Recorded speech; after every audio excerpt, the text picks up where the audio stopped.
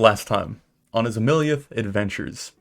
Stashing the caravan in the city of Trombert, the Golden Hearts set out into the evening with a singular goal: find and destroy the direwolves that had been shadowing them. Returning to the location they had slain the first one, our heroes discover the canine's corpse has rotted unnaturally fast, leaving little more than matted fur and rotten meat in its place. Leaving it behind, Thor begins to search the tree line for tracks, quickly identifying the wide paw prints of the ferocious beasts before following their trail. Hours pass by as our heroes maneuver their way through the woodlands beneath the mountains, traveling late into the evening before Aurora spots another dead wolf tucked beneath a tree. Quickly moving to investigate the strange sight, Thor, Buffy, and Clay all step into a small clearing in hopes of piecing together the chain of events. Before they can decipher what's going on, an ambush is sprung, and the pack of wolves that had been hunting them descend upon the party. Buffy is the first to intercept one of the possessed beasts, creating a thrashing ball of fur and primal strength as the fight begins to descend into chaos. While Valorant and Decker race to join, Clay is surrounded by even more of the bloodthirsty animals, finding himself overwhelmed and knocked unconscious as Buffy suffers a similar fate. Unsure of victory, Thor, Valorant, and Decker battle against the violent wave of twisted flesh, slowly hacking down their numbers as victory seems more and more likely. In the heat of battle, Clay finds himself forced back into consciousness from Thor's blessing, finally rising to inflict a devastating vengeance upon the wolves that had battered him. When all is said and done and the last of the would-be pursuers lay dead on the forest floor, the party stand around a lifeless and broken Buffy, the large and worn bear having suffered a harsh blow to its neck. Before the company's healer closes the distance, Clay steps beside the great beast and calls upon the light of the stars, returning to a whisper of life into Thor's mysterious companion. With the threat of the wolves now dealt with, our heroes return back to Trombert for a well-deserved rest before setting off with the caravan in the morning. Continuing the trudge northwards, the Golden Hearts eventually make their way to Folkish borders, passing through Longdale before Valorant and Thor return to their homeland. Soon after finding themselves in Folk, the party is faced with a familiar companion, Florent Lemoyne, meeting him upon the road before he reveals he had been sent by his lord, Count Barbet, once more. Disclosing to Valorant that his liege is suffering from a stubborn illness, Florent explains the trade he has to offer. Having secured the mage that had escaped at Crow's Crest Manor the night of Solomon's murder, Count Barbet is willing to trade the young mage's life for the use of Shevlin's Eye, an artifact that is rumored to have been possessed by Garmon Athelvane, Valorant's father.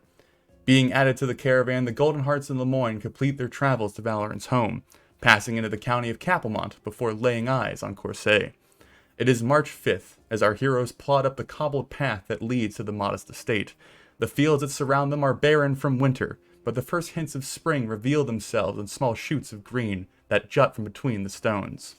Rolling into the small courtyard in front of Valorant's home, the party is met with the sight of a building in general disrepair, stone shingles missing from the rooftops, large porches softly sagging with age, and unchecked foliage slowly crawling up the base of each wall.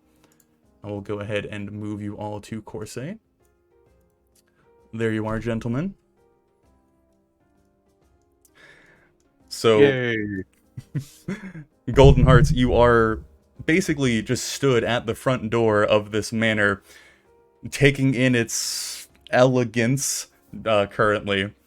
The caravan, of course, can be handled by whatever lackey you need to kind of dictate that, either Iron Pot or whoever, setting them aside, setting them up wherever they need to be. Valorant, without sending word forward and, not having any sort of warning, no one's come out to greet you. You don't see any movement at the front door, and you are stood in front of your, I guess, long lost home or long away home.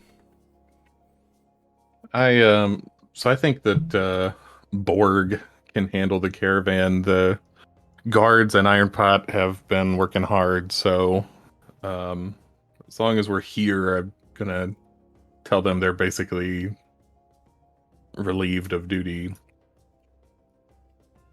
And I will march inside. All right. For map purposes, feel free to move yourself around if need be. It's just to help keep track of where you are in the estate, so don't worry about, asking if you can go in here and things of that nature. Just, go about where you're at. Anyway, Valorant. As you, get off Belgrease and stride to the front door, the two large entrance doors being pushed open for you, a bit of squeaking as the hinges that have not been tended to in quite some time strain with the heavy weight of the door. As you step into the grand entranceway with this large stone statue set inside like a little, I guess, circular garden in the middle that stretches all the way from the first floor to the second floor, you see a young boy kind of sat, I guess, at the base of the stone retainer that holds the garden on the inside. He's playing with some sort of rudimentary toy that you can't quite see.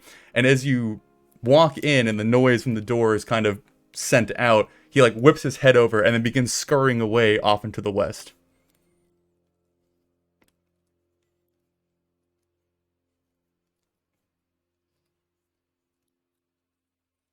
You are muted, sir. Sorry, I don't recognize this kid. Give me a history check.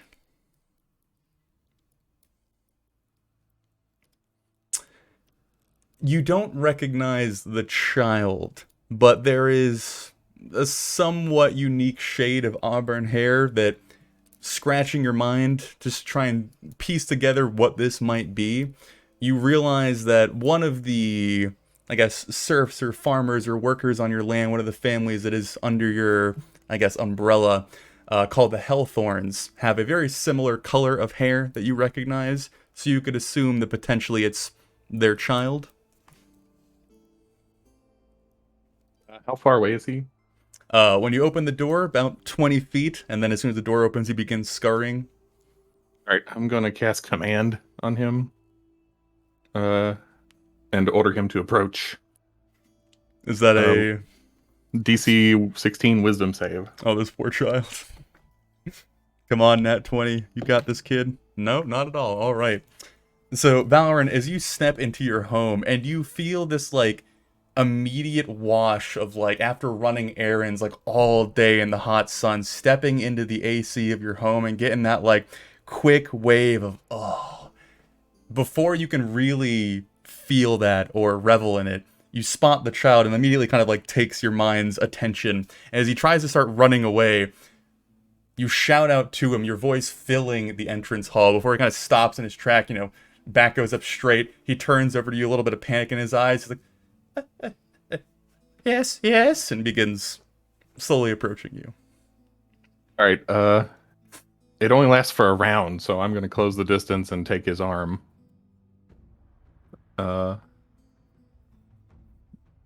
And not like I'm not like gripping his arm, but I'm just kind of take him by the forearm, by the wrist.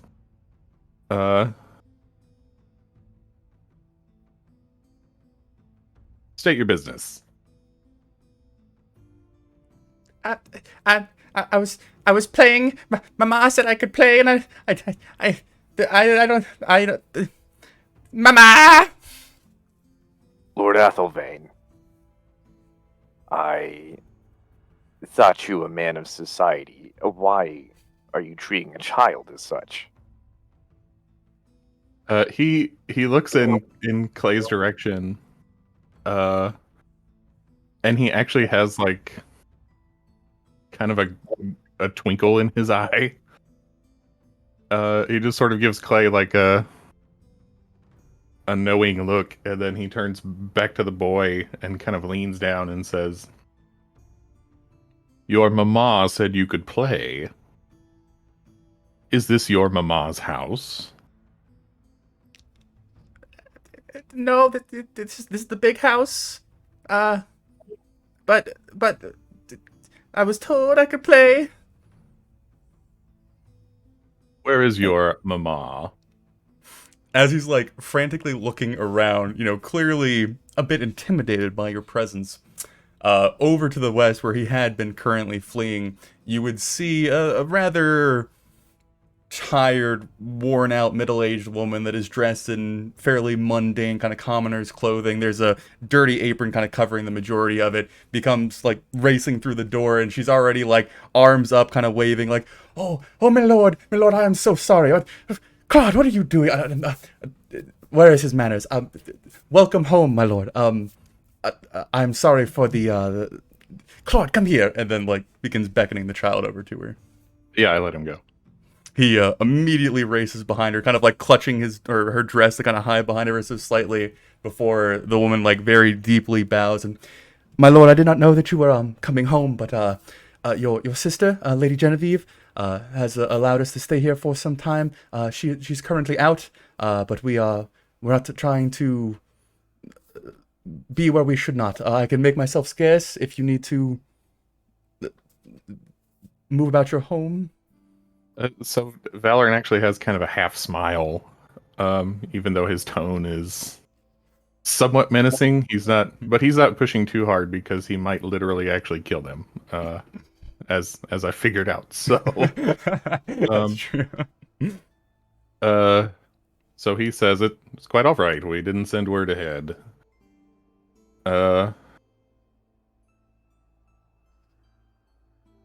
As you were, but just out of curiosity, is there something wrong at your home?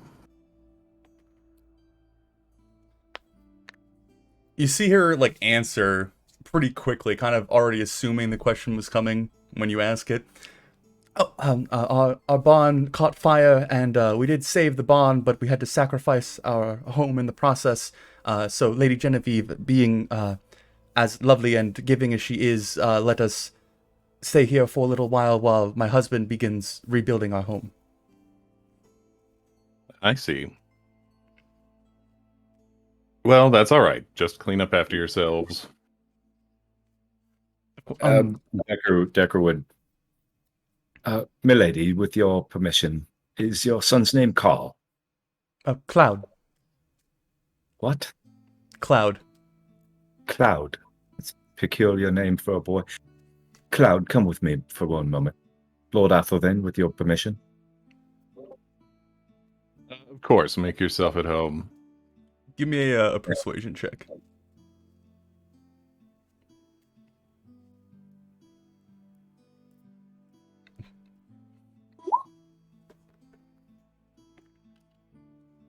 He kind of like peeks around the dress, and you see his eyes like watching Valorant, and then flick to you, and then look at Valorant again, and then eventually end up at yours. And he's like, "Oh, all right," and begins coming out from behind his mother. And just very quickly, I don't want to take too much of his time, but Cloud, when you're in an establishment such as this, and as small as you are, you typically don't belong in most places that you'll find yourself. So pay attention, and I'd like to just give him a few tips on hiding in the shadows and being able to move about without being seen. All right, go ahead and give me a stealth check.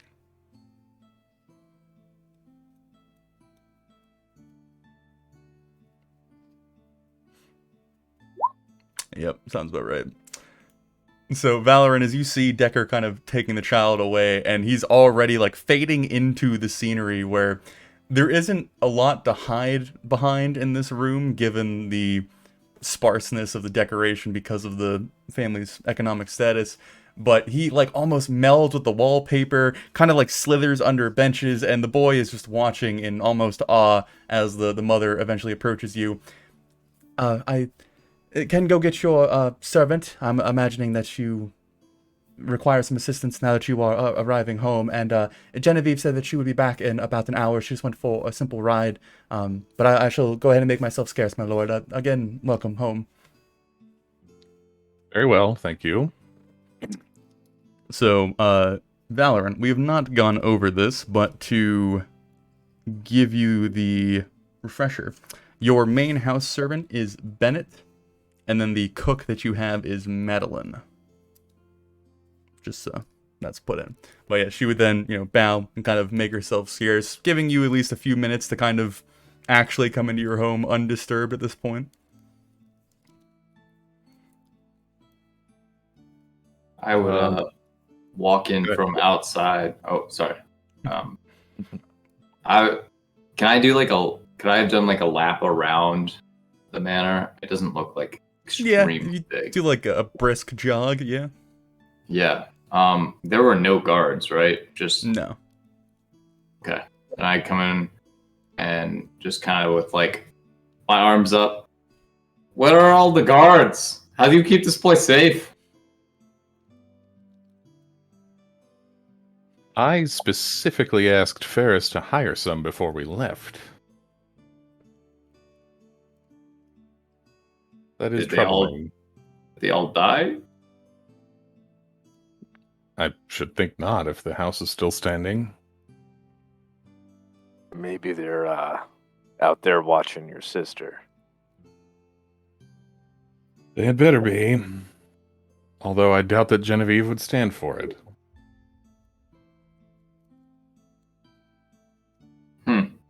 Alright, well, I guess we should go find somebody to talk to. See what's going on, and this is your manor? This is home. How does this compare to my manor? Oh, you mean Tamantop Castle? Yeah. So, Tamantop Castle is much more designed to be useful and defensible. There is a keep that functions as kind of like the Lord's living area, but it is much more centered around like thick walls and a good position and more defense orientated that's words. Corsair is a lot more grandiose in some aspects, right? Like, it is built to not only showcase the like influence of the family, but also show off the wealth. And while the exterior still shows signs of that from the various ages that it's gone through, and you can't remove, you know, elegant carved stone statues from the side of the building to help pay off debts, or at least not unless you're determined, the inside is a lot more sparse. So I guess you could say comparatively, the inside of Tamantop Castle might be more decorated than the inside of this manor, but the manor itself is a lot more impressive than Tamantop Castle. Okay. Gotcha. So it's more looks than like offense, defense. The shell is, very exuberant. That's not the word I'm looking for. Very showcasey, yeah. And then it's not built to be defended. It's built to be more of a signal.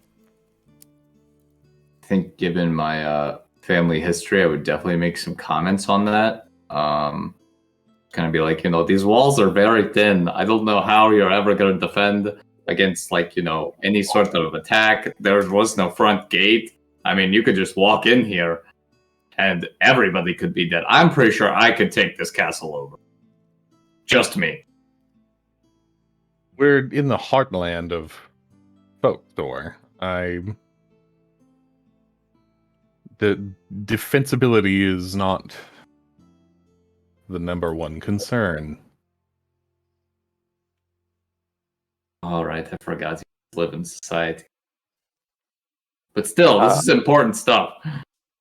I don't disagree, but it was never the purpose of Corsair. Well, it looks very nice. Or sometimes castles or homes are meant to look nice, not necessarily serve as a balustrade against attack. You should always be prepared. I'm sure they are in a way. It will look grand again, eventually. Where is Bennett? So as the conversation begins to kind of peter out, a somewhat pudgy and aging middle-aged man steps out. He's dressed in somewhat appropriate servant attire. He has this kind of stubby, thick nose with these kind of jolly red cheeks, a bit of balding going on, but he comes out with a grace that most other servants that you guys have seen in your travels lacks. There is, arms folded in front of him, head held high, despite his weight, his back is straight, his posture is perfect. He steps out, kind of like looks over at Valoran. Lord Athelvain, it is an honor to see you again. I did not expect you to arrive today. I know, Bennett. I apologize for not sending word. Things have been complicated lately. We'll be staying for at least one night. I know that we're short-staffed, so just do the best you can. Well, I certainly could have the helpful ones assist in anything that I need, and I, of course, will have any preparations that you need done for your companions and yourself, I do have to say that we have some deliveries for you that I'm sure you would be interested in. Excellent. Yes. What time of day is it? It's probably about like 9, 10 in the morning. Yeah, okay. Um, I will inspect those right now. If you can let Madeline know at your earliest convenience to put some effort into luncheon today. Shall we be dining in the parlor or the dining hall? Probably best to use the dining hall. We have quite a few more guests than last time. Of course, my lord, I shall go get your mail for you. Thank you. And I eat a lot. So, bowing, respectfully leaving. If you guys mill about there for a few moments, he would eventually return with a, nailed shut kind of wooden crate. It's about maybe 2 feet long and about a foot tall. And then there's a singular closed letter on top of it.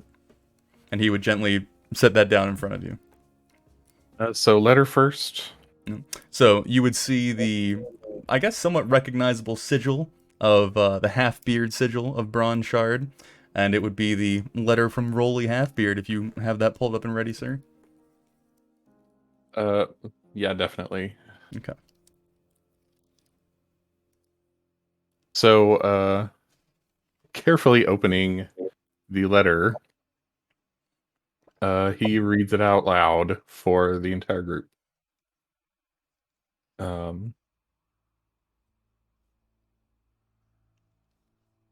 Golden Hearts. This age seems one that is determined to be as well known for its grief as it is for its glory. I'm so saddened to hear of my friend Jarek's passing. I hope he found the peace he was looking for.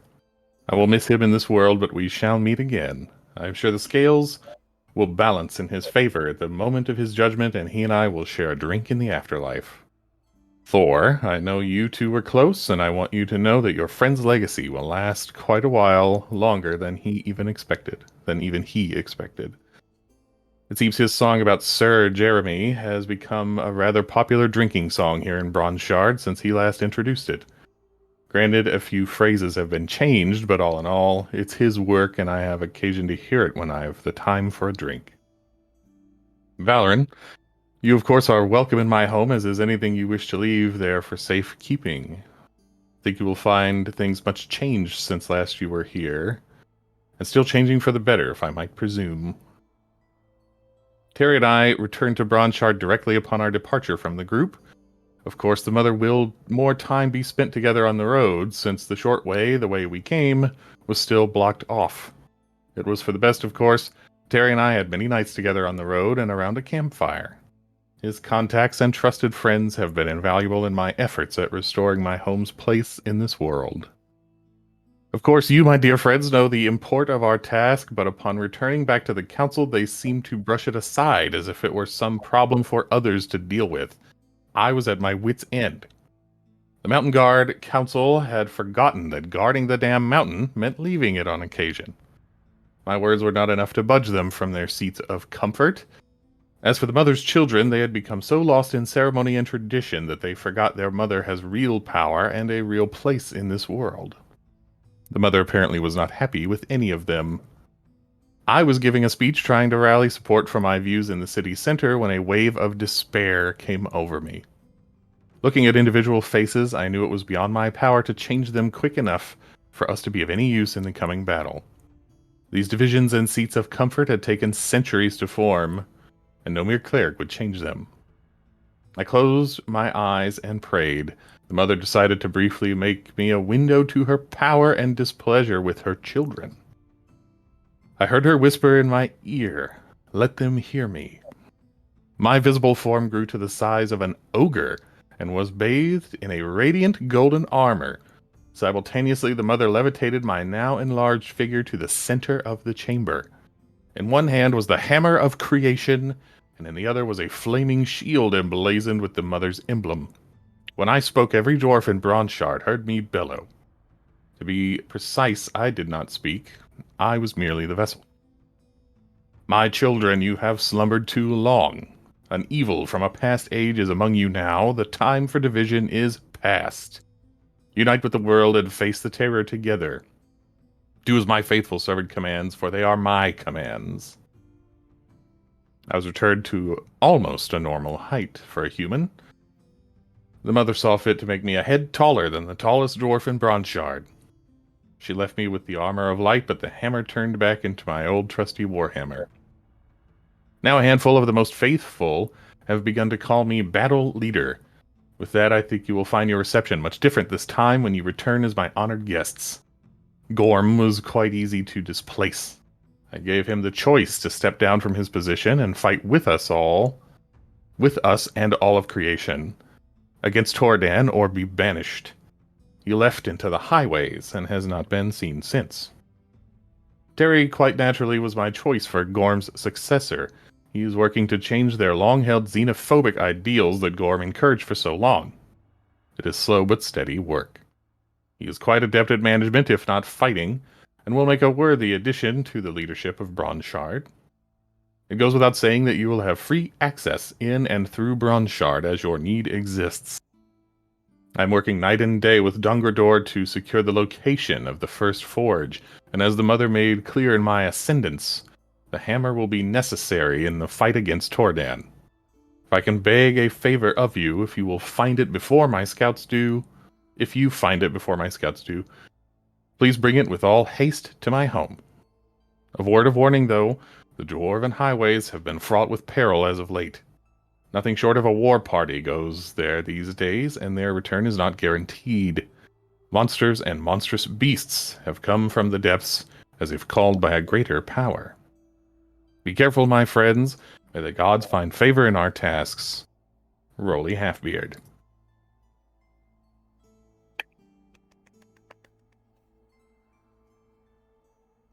Well, mostly good news. Yeah, Rolly grew up a little bit.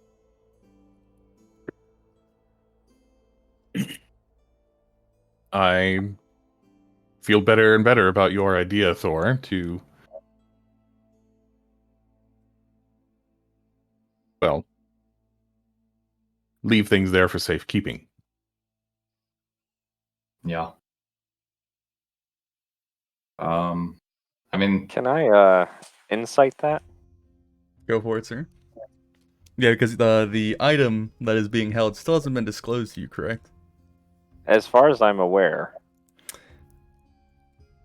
I will say that given the conversation and how long you've been traveling with the group and maybe potentially getting a glimpse at the chest and the particular card every now and then, you can certainly have some pretty firm suspicions on what they are talking about.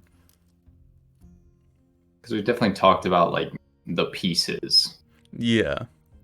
So That chest is very important. So, okay, so y'all definitely have something. we have something. Pretty important.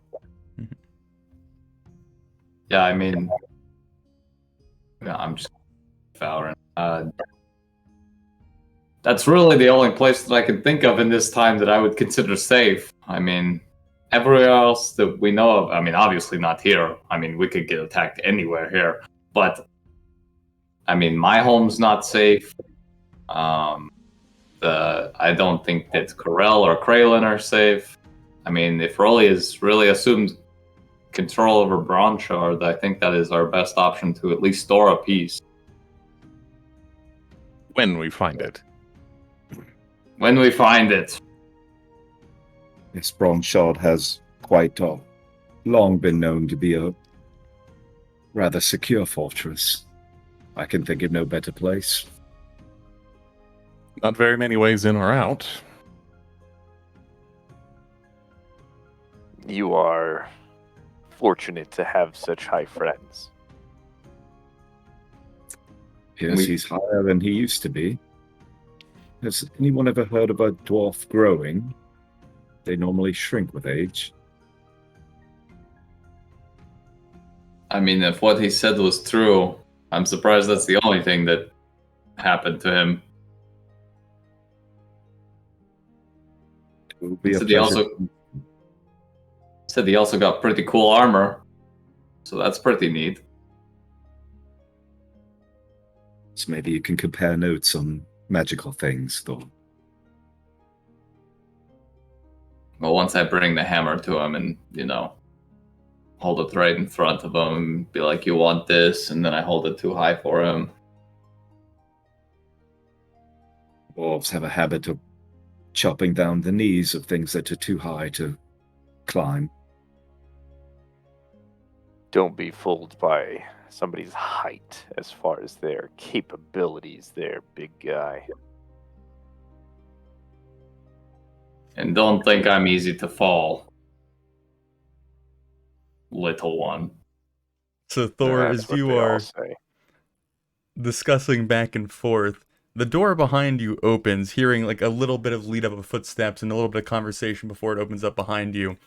And directly behind you, as you turn around, hearing the noise, I assume, you are met with a somewhat young, fair-looking maiden that you assume to be Genevieve, given Valorant's, I guess, potentially brief descriptions of her. Behind her are three rather traveled or rugged-looking men, all dressed in somewhat medium armor, bits of chainmail and leather and helmets kind of attached. They all have in their grasp large, empty baskets. Genevieve kind of having two held to her chest. She looks up at you, her eyes go wide before she kind of glances past you and sees Valoran. There's a little bit of a and then she drops the baskets and begins darting past you towards Valoran too, quickly embracing the hug. Haven't I met Genevieve? Oh, you have, yes, because you have been here before. So I think by the sound, I would just be startled. I would turn around very fast, what the? And then I'd be like, oh, hello. Yes, Valoran, you would be eagerly embraced by your sister at this point. Oh yeah, I'll pick her up and spin around. So the other three men behind her, who are still kind of on the steps leading up to the door, are just kind of all holding their baskets, looking up at Thor with suspicion. And they all kind of look at each other and then how's it going, big guy? Hey, what you got there? Baskets. Can I see? Are they empty? Yeah, they're empty. Oh, that's cool. Why? Who are you? Who are you? We're the gods of Corsair.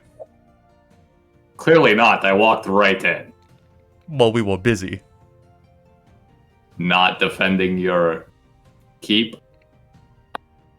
I think Ginny has something to do with this.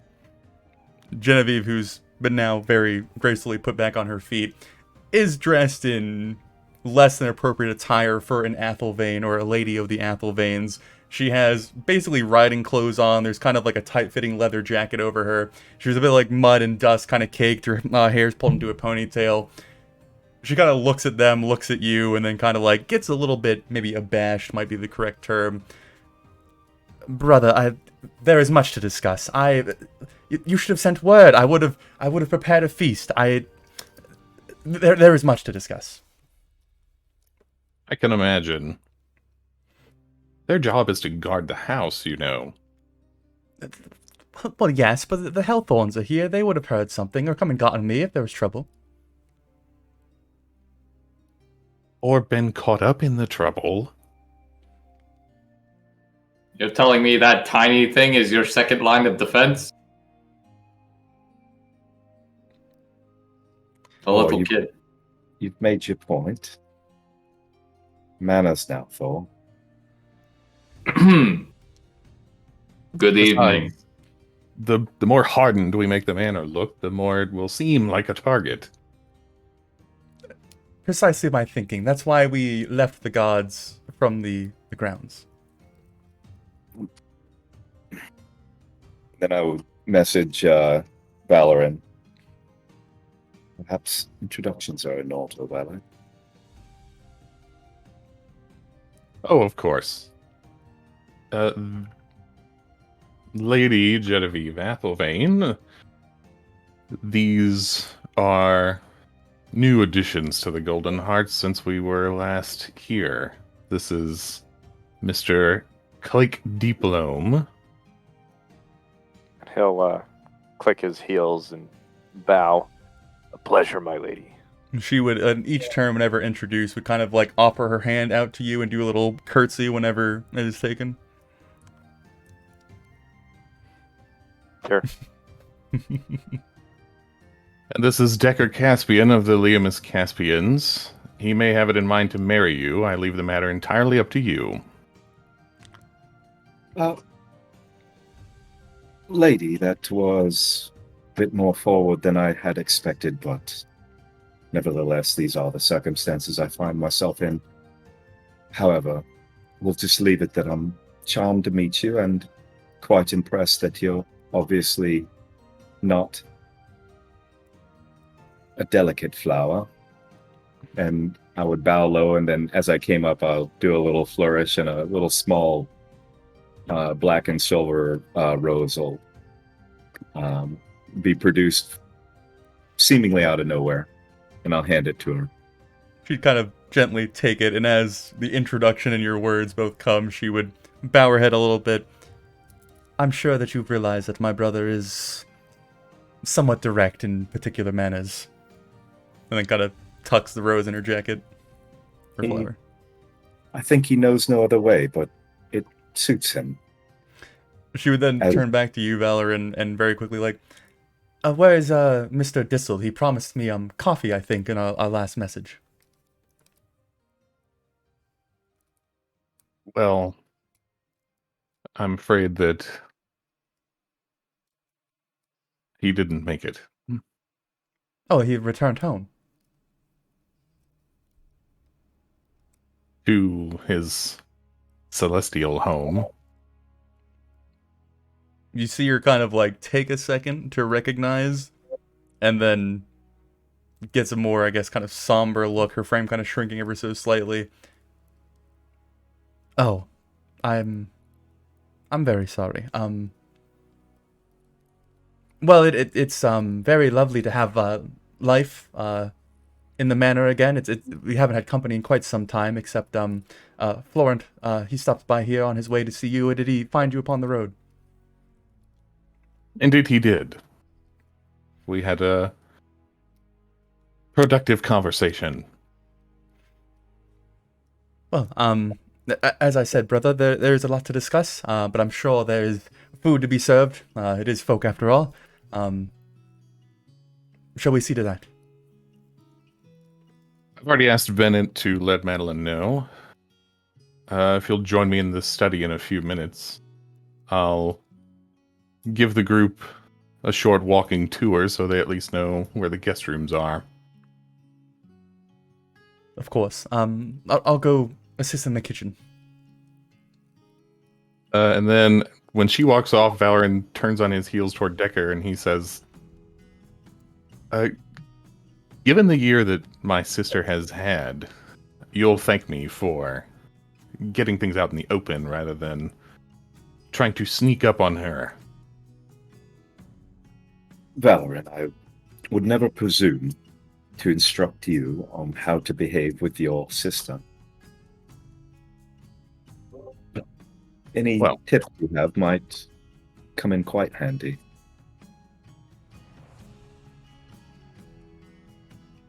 Just be honest. I know no other way.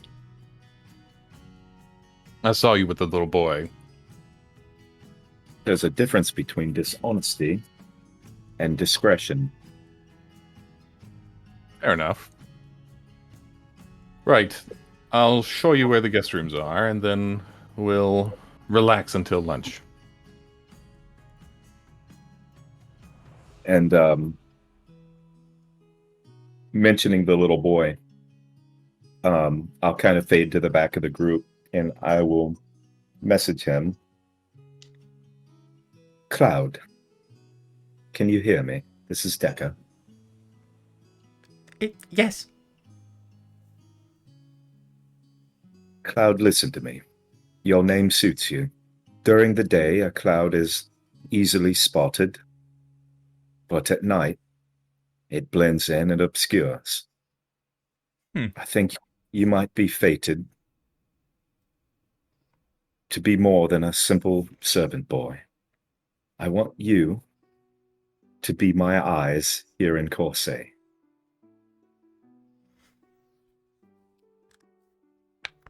Give me a persuasion roll. With advantage because I'm so cool. Give me a flat persuasion roll. What kind of life are you setting him up for? He's learned great from Jarek. After a few moments of contemplation. I want a new toy. We earn our toys, Cloud. Bring me something of use that you hear with your ears, that you are not without somebody spying you doing it. And we'll see about a toy before I leave. Deal. A bargain is struck. Don't strike me. Don't mess up. Alright.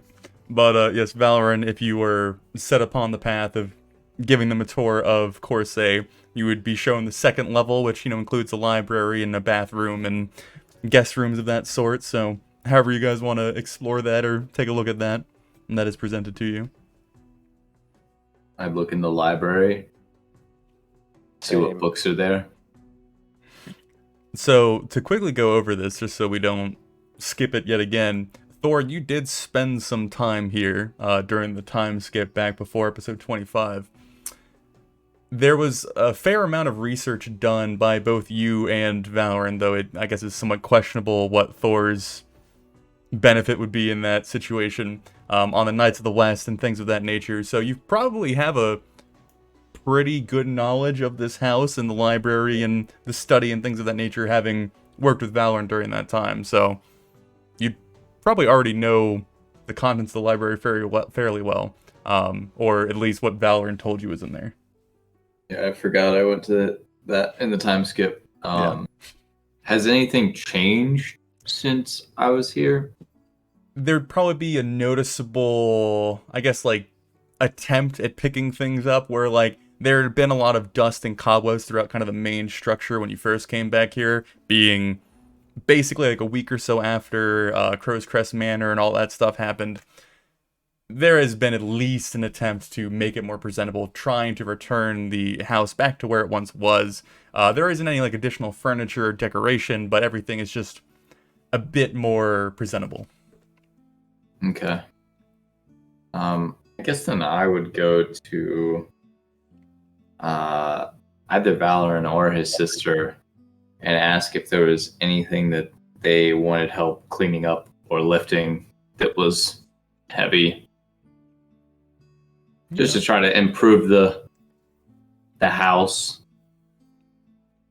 Make my time useful. Gotcha. Valen, do you have any specific plans for the tour? Not other than just pointing out where the guest bedrooms are. Mm-hmm. But in answer to Thor, Valorant would think about it for a minute and say, the kegs in the spirits cellar could stand to be tidied up, if you're so inclined. Well, I've got nothing but time while we wait for things, so sure, I will make my way there. Well, thank you, Thor, and whatever hasn't gone off, you can help yourself to. Sounds good. And I'll head that way, and then I won't drink anything. Okay.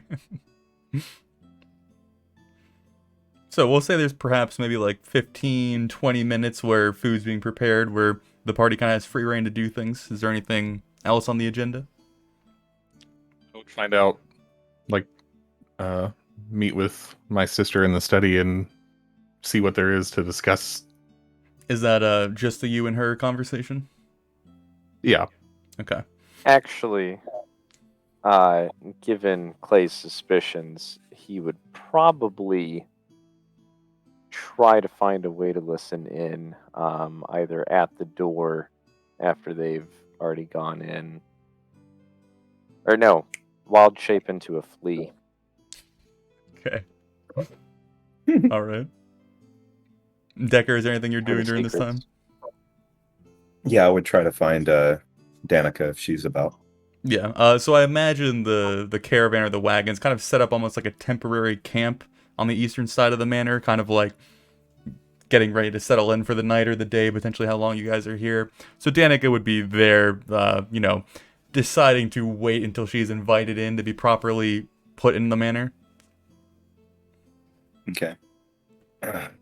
So just whenever you want. Okay. Well, we'll go with Valorant and Clay and Genevieve first.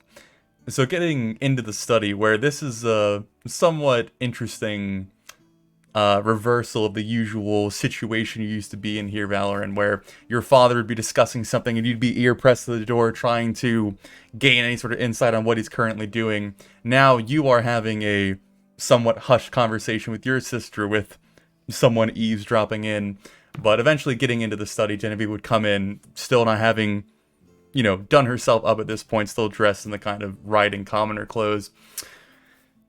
Brother, there's plenty to talk about, but there's one particular problem or situation that we should discuss. And before I reveal it to you, you must promise to me that your particular disposition on firing off the hip is not going to be your initial reaction. My reactions are always appropriate. That reaction was not exactly appropriate. It's just that people have been spoiled.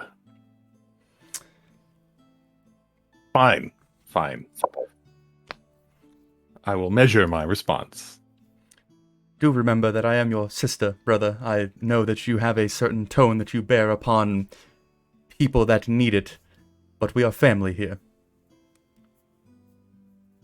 Of course.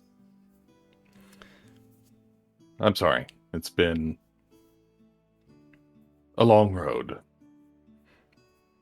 I'm sure it has, and I would love to hear whatever stories or tales that you have, or if you need to discuss Sir Dissel's passing. But anyways, the topic that we need to broach, there has been a little bit of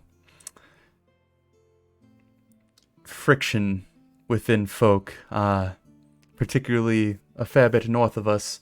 I don't know if you've heard about Black Eye and his escapades. I have. What are your thoughts on what you have heard?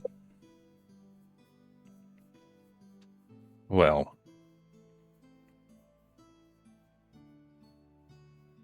I don't need to tell you that we're no slavers in Cappelmont.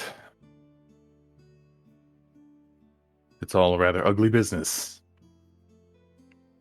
But the butchering of that family, I think that Black Eye must be found.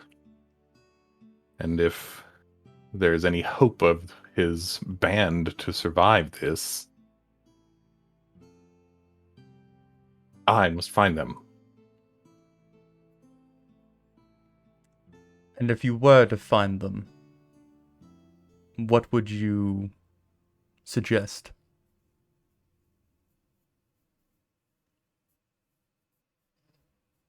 Valorn sort of narrows his eyes at her and says, well, if I were to find them, much would depend on Black Eye and his disposition. I suspect that I will have to fight him.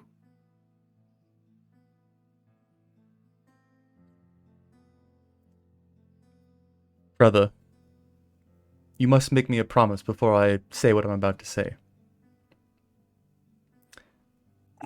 You cannot act with the decisiveness that you usually wield.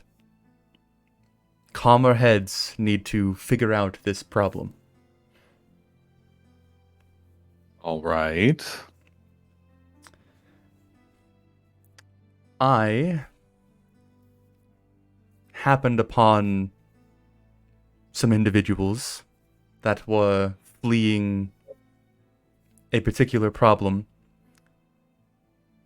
Black Eye has been injured, well, was injured, I guess I should say, and is currently recovering, and we have him put up in the Hellthorns property for now.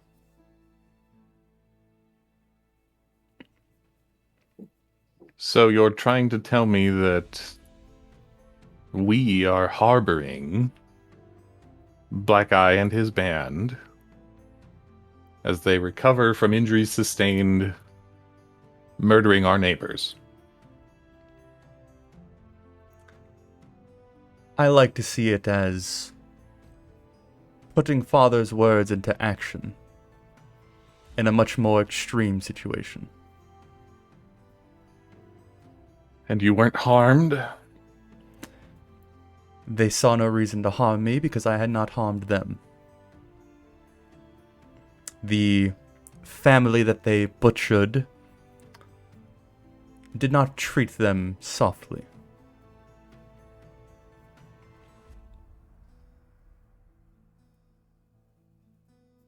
Yes, and I'm sure that they were very concerned about collateral damage during their escape.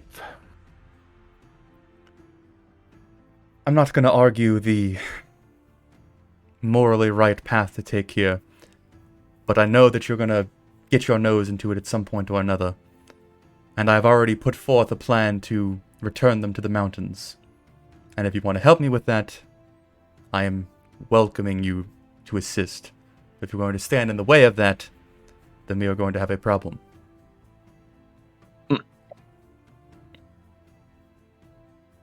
I want to meet him. That can be arranged.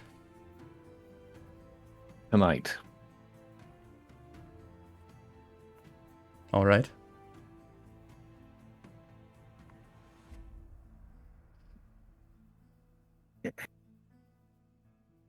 I don't blame you. I don't blame me either. It gets rather boring here. I'll get you a new dragon chest set. Oh, exactly what I want. You know me so well. Another horse? Nah, I could be persuaded. I warned you about Decker, didn't I? That wasn't a joke. He seems charming. I don't know. I mean, it's much better than Solomon. Well, I'm more likely to interfere with Black Eye than I am with that.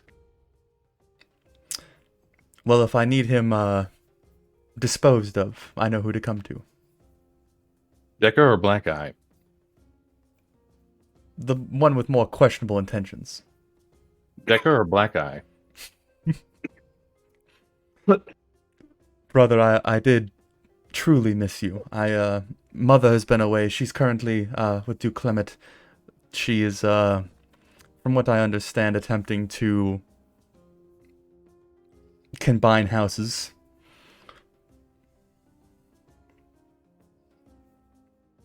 Wait. She's trying to seduce Duke Clement? Duke Clement is already married. Mother, being rather deft, if not a little bit depressing, has managed to persuade the Duke into selecting a certain knight from the Queen's Coast to take over Lord Solomon's lands, and she is intent on hitching the wagon, as the peasants say. The knight that's going to take over Crow's Crest is a she. No. Mother is trying to marry a he who is taking over Lord Solomon's lands. Oh, folk politics. Don't you miss it? I hope she knows what she's doing. At least it gets her out of the house. It would probably be better if she married a stranger from Queen's Coast than if she found out that Black Eye was here. Well, thankfully, not all the Athelvanes are useless. You should have. You should go easier on Mother Ginny. She's quite capable in her own right, even if you don't see eye to eye.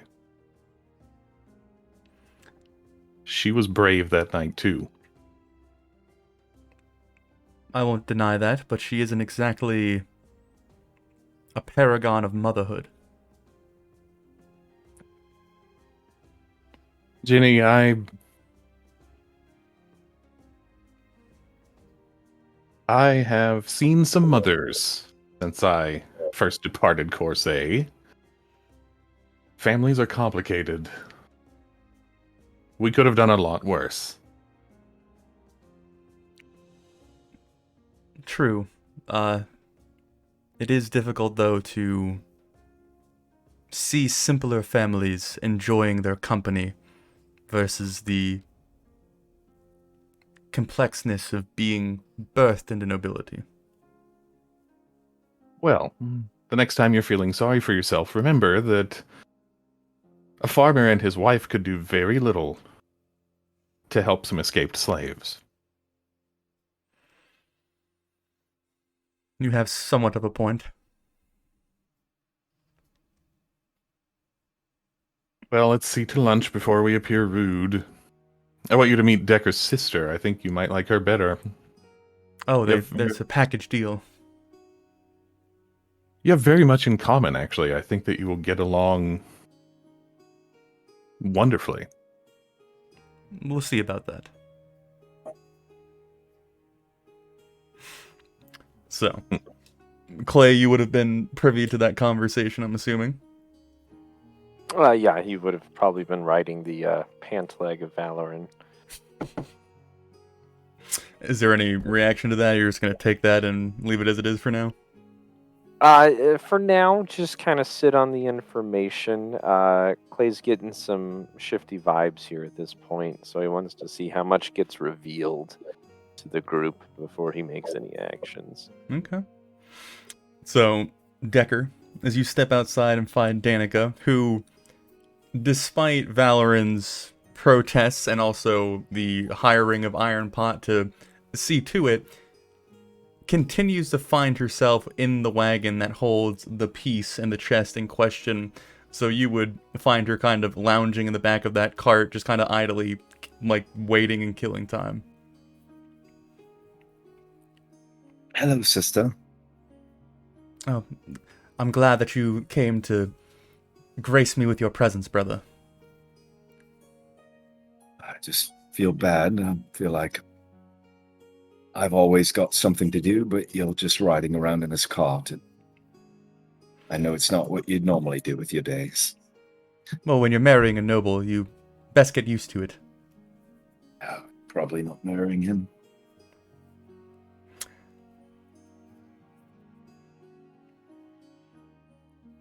Everything's an option. It is. I met Genevieve. Oh, is she as darling and as beautiful as our friend has been saying?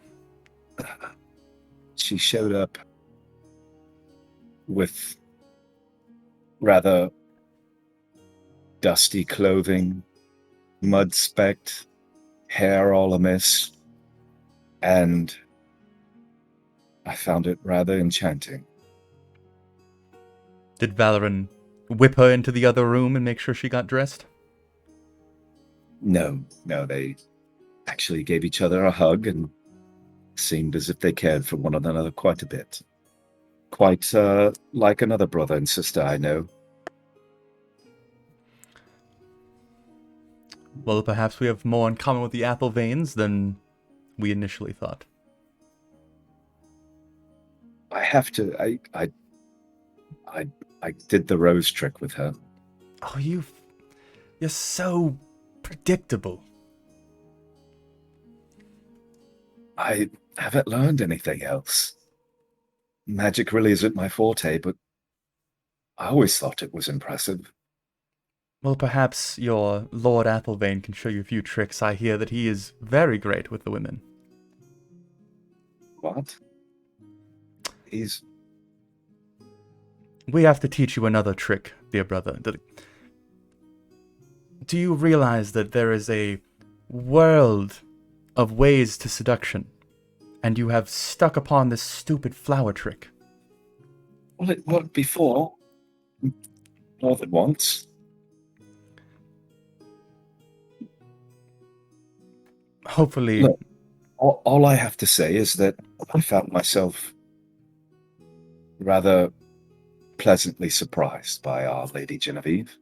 Would you care to get to know her better? Maybe put in a good word or two for me?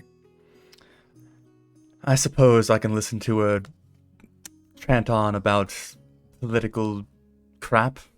She didn't really seem that way. She seemed a bit more down to earth than I would have expected from these folk. Folkish Folkish folk? Folk. Either way, she's the rod is more firmly up Valorant's ass than it seems up hers. So that's not complimentary. Well, we've never been one to shame. No, but all things considered, if she is to be my lot in life, such as it is, I could have done a much worse. But I don't want her thinking she's pressed into this. I'd rather like to make a good impression on her, so...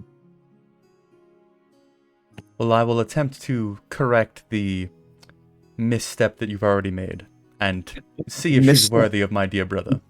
She seemed rather impressed by it. Oh, I'm sure she did. Sure you think that she wasn't then? What? Precisely. Well, either way, just message me if you can, and also, if you run across a little boy Cloud, I saw that he was wandering about, and it reminded me of me and you when I was little. Maybe you could give him a lesson or two in hiding like we used to. Play hide and seek with him or something. You really do make yourself at home. This might be my home. I think Valorant might have some arguments there, but alright. I should stop calling him brother. We might hold off on that. Well, we might, but I find it rather amusing. Yes, it might be quite awkward for me to use brother. Perhaps I should try that.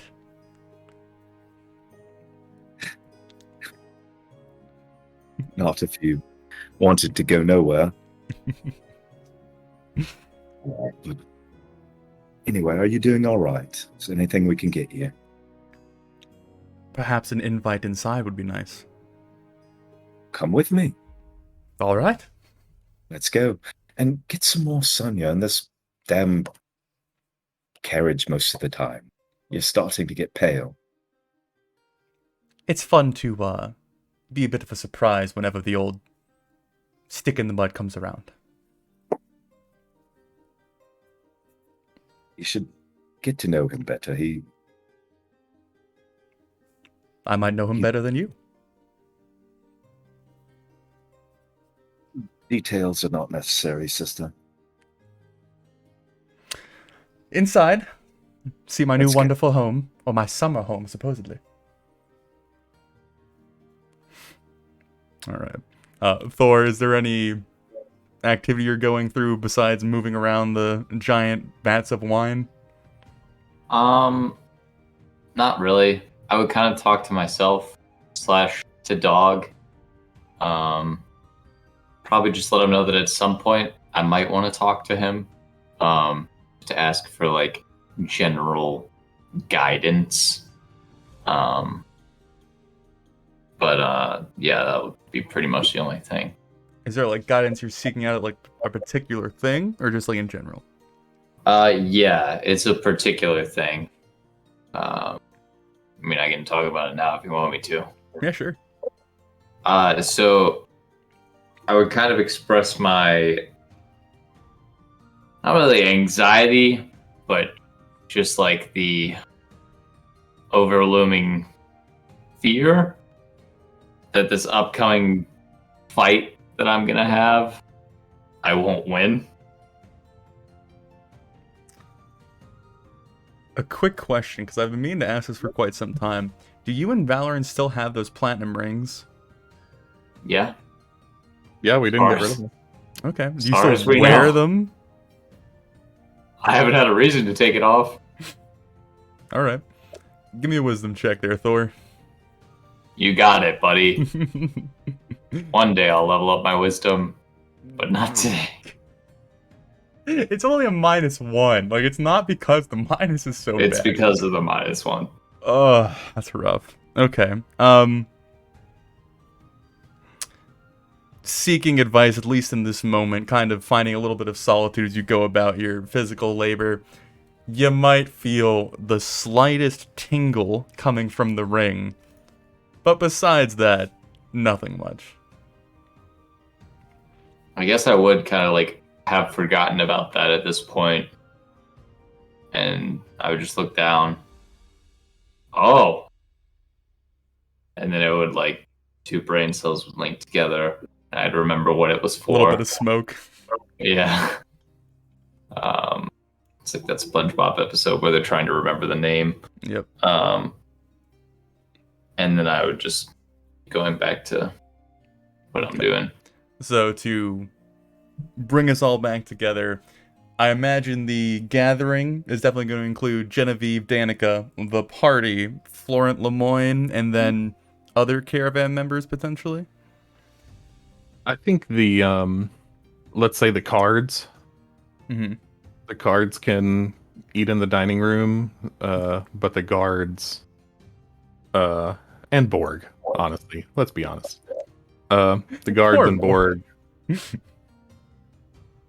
Mhm. will have their food brought to them Okay. wherever else they are. Gotcha. So, I don't think it's necessary to go through the whole, like, back and forth of all the various dialogues that might take place during this sit-down. So I think we'll go over just, like, precise things that one might be saying to one another and things of that nature, and then we can kind of get an overall feeling of how it goes. Valorn lets the Golden Hearts specifically know that he wants to see them right after lunch by the in the courtyard.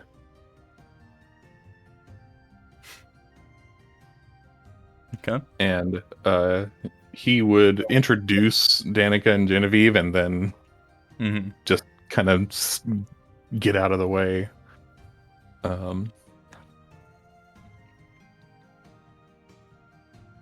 Probably all for him. Okay. Anything else particular from this little get-together?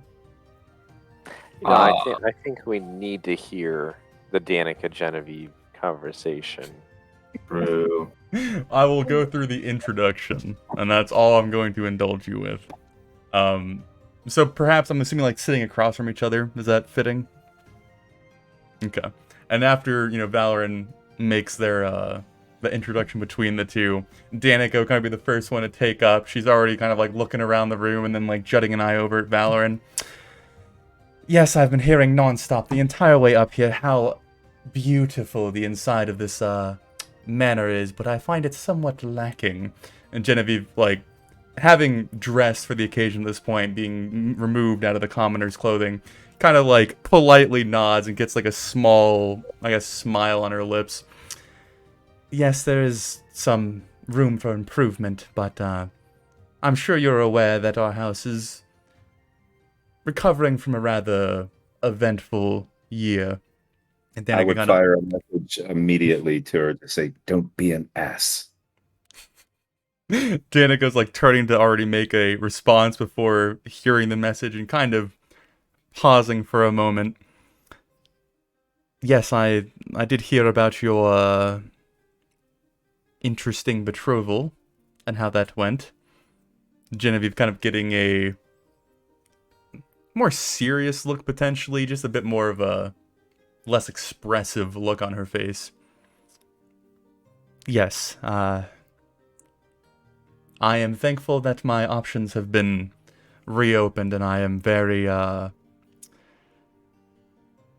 distraught with how that all went down. Diana kind of looks over at Valor and looks back at Genevieve.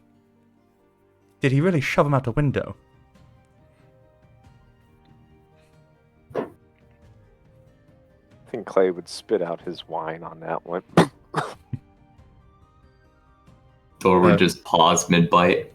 Valoran's face goes stony.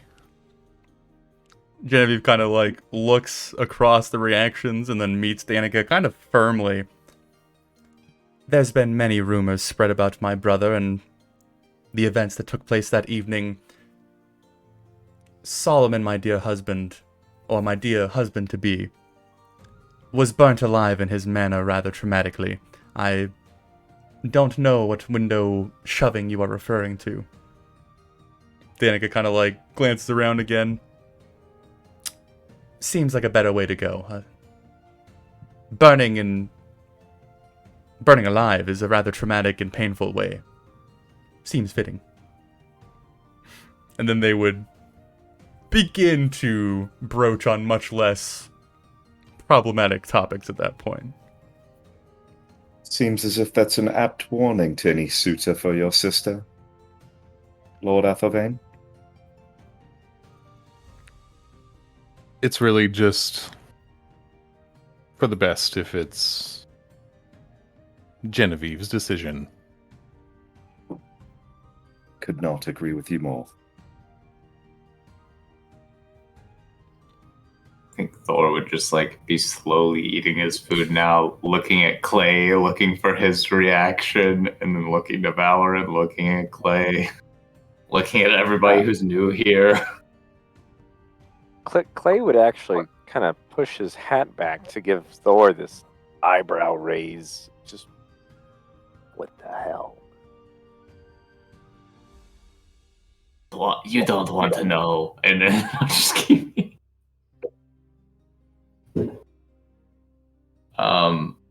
Towards like the beginning of the dinner party, I would ask Decker, probably like to the side, if his sister was in the cart that had the piece again. Which I assume he would. Well, right now she's here with us, though. Yeah, but I'm asking, where was she? Like, was she there? No, before. Yes, she's been riding in that particular cart. It's the one with the most room and the most privacy. Suits a lady of her stature. Also has the most dangerous thing that we're riding with.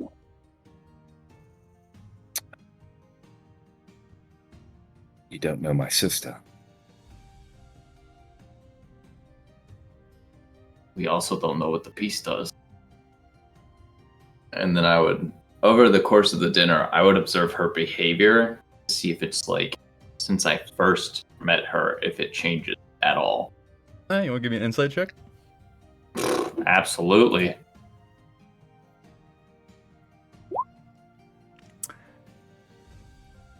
There isn't anything discernible. It is rather difficult seeing that she is now, like, a bit more energetic in this interaction because she has someone new to talk to besides the Golden Hearts and their lackeys.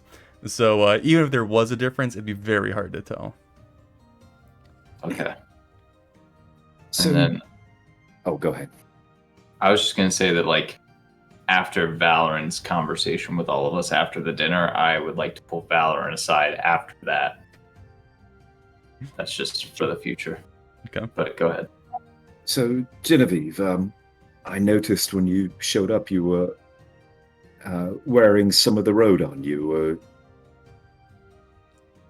Might I ask how a lady of your stature got so dirty?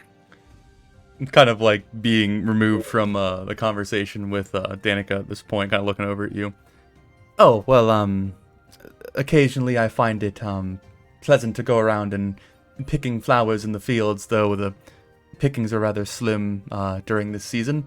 But I always bring the gods along with me, and force them to carry the baskets, and they just love that. But yeah, so that's what I was doing this morning when you all arrived. And what is your favorite? Oh, well, so the flour that you produce, is it a real flour? It was, Okay. but then I had gilded it, and Okay, so it's still there, right? It doesn't just like disappear after an hour or something. Okay. So as you say that, she would like think for a second, pause, and then just kind of like tap the flower that she's now put in her dress that she's wearing. I'm flattered. You must know that my sister thinks that was a rather common and brutish way to make an introduction, and if you find that the same as her, my apologies. She kind of It's one of the only tricks I know, and I hope you found it somewhat entertaining. Thor, do you have something? I have a question. So, since I was here with Valorant during the time skip, and that was after the whole manor thing, Mm-hmm. I would have kind of known his sister, right? A little bit, yeah. Did she ever go picking flowers? Give me like a history with disadvantage. Come on! Double 20s. There we go. There's a lot more important things for Thor to keep in his mind besides Genevieve's flower picking schedule, so you cannot remember. But Okay. It is. You said March. it's March, yeah, and it would have been October back when Thor and Valorant passed through the first time. But It's early spring. yeah, Decker, responding to your comment with like the most polite, like high society giggle. It's not like a real like laugh or amusement. It's just like, like it's kind of almost weird mask like response before she seems return somewhat more to normal. When you are used to being swept off your feet by a piece of parchment saying you are now betrothed, your approach is a big improvement. Well, I'll continue to try my best, my lady. Perhaps next time we can go with a bouquet. As you wish. Valorant narrows his eyes at Genevieve, but he doesn't say anything. Any other prominent conversations during this time? Yeah, last thing. Message. Cloud, are you there? Can you hear me? Yeah. I need you to go outside and pick me a bouquet of flowers. Bring it to the front entryway.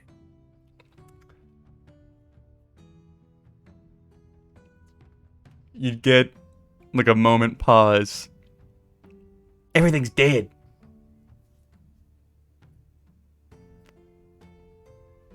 Do your best. You would not get a response. Alright. Anything else? Alright. Thor, you mentioned wanting to pull Valorant aside before departing the lunch? No, it's after, because he's pulling all of us aside after the dinner, but I'm pulling him aside after that. Yeah. Okay, gotcha. So Yeah. now we're going to Valorant pulling the Golden Hearts in the courtyard? Yep. Okay. Yeah, so he brings the group together in the middle of the courtyard next to the dining room and very purposefully waits while anybody else, that's dispersing from lunch gets where they're going, clears the area, what have you. And once we're alone in the courtyard, all right.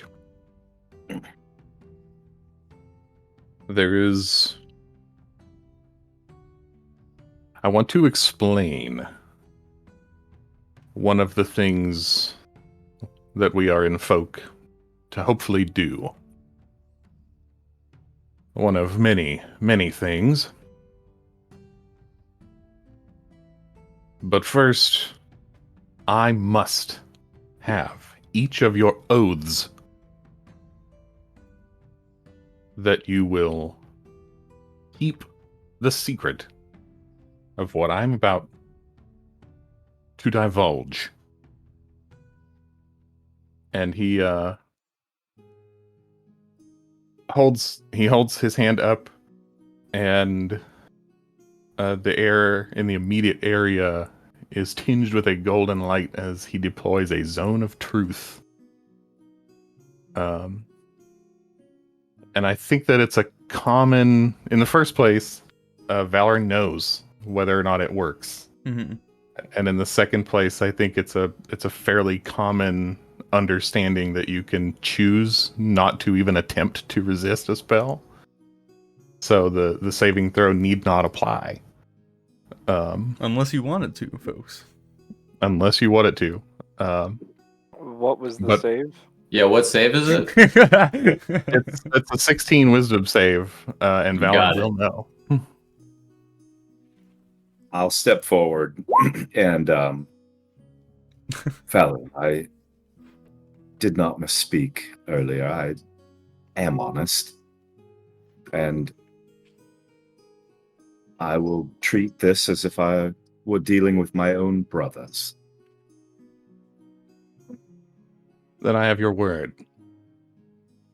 I mean, That's- yeah, I still haven't told them about the other. I mean, I still haven't told them. You know, yeah, you got it. You know. I have your word as well, Sor. I mean, yeah. Very well. I find trust is a river that runs two ways, Lord Athelvane. I do not believe you have been truthful with me. I have watched the caravan, I've watched the guards.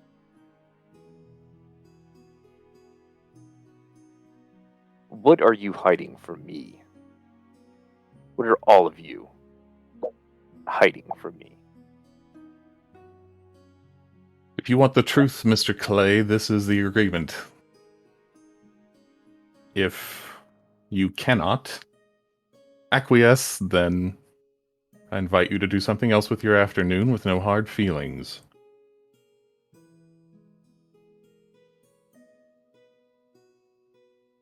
Then no more secrets.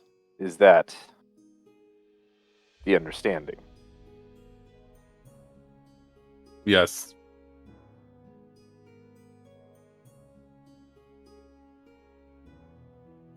Then I will assist so long as it does not put the lives of the common people in danger. Or, no, you didn't ask to do anything. I will agree to keep this as long as it does not put the lives of the common people in danger. Clay, one small point of order. In your brief travels with us, at what point do you think that this is that sort of gathering of individuals?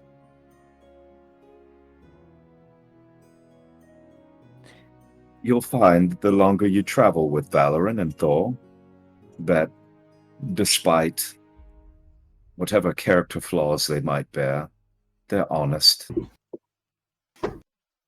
Hey, wait a minute. We all share them. I could name a list twice as long of my own, Thor, as yours. Telling the truth.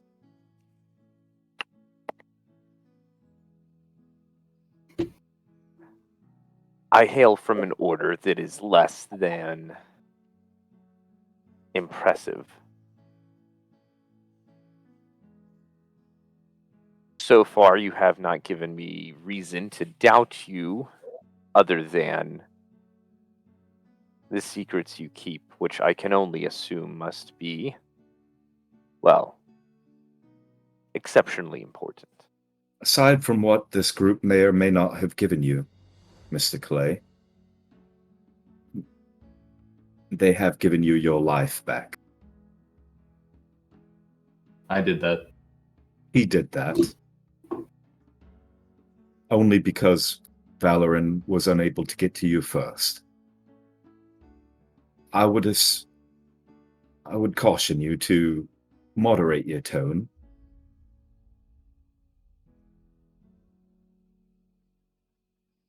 Valoran, what's your business? Right. Well, with your oaths, follow me. And I lead them to the attic. Have I been to the attic before? I'll let that be up to James. You may have, yeah, you probably would have been in the attic, but not alone. He would always have been with you.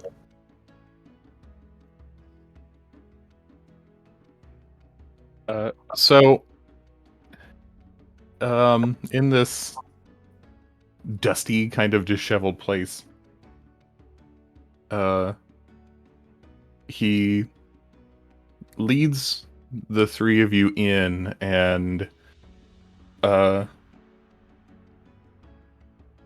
then turns around and takes a deep breath and says,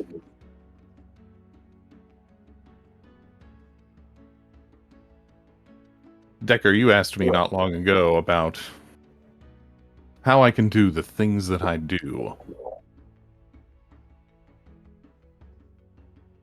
The supernatural abilities, and all that any of you have ever heard me say is that it is because I am a Chevalier of Corsair.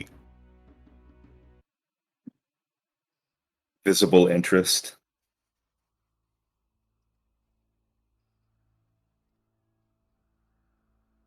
The fact of the matter is a spiritual fire burns within me. And this is the tinderbox that may spark that power in any true Chevalier. And I kind of step over to one side where there's just a big brown canvas cloth that just looks like any other pile of junk. He sort of shove some crates aside in order to get to it. It's kind of just behind some boxes of junk. And I grab the canvas and throw it off, and there's a thick cloud of dust. This thing having not been moved in years. Underneath is a great gilded chest. More like an ark. Like the Ark of the Covenant. With engravings of scenes of knights in battle or presiding over ceremonies. And on top of the chest, there's a smaller, even more ornate box that is taller than it is wide. It's like a bread box that's been put on end. And Valoran holds a hand over it. He doesn't actually touch it. He just sort of gestures at it and says, "This is the reliquary of my order. In this chest, there is a bone or a piece of nearly every master of my order going back to the beginning. And this was the beginning."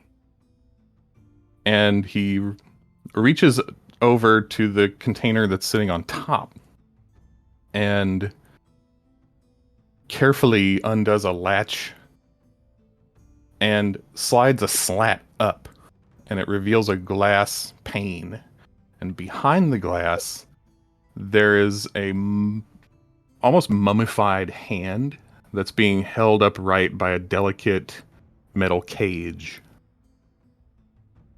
And he reveals it with the pulling up this slat and then turns back to you all and says,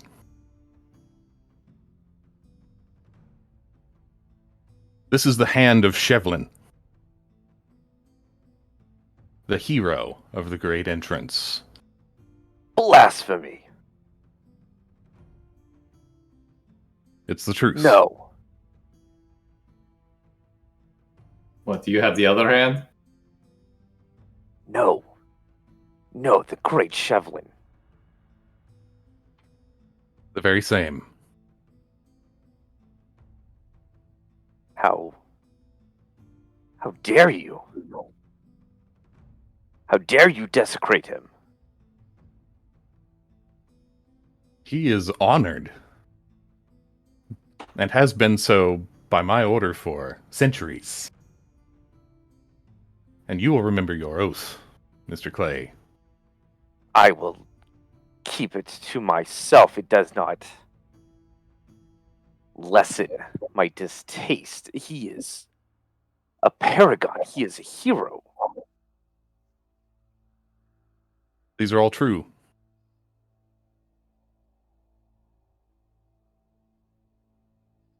I think.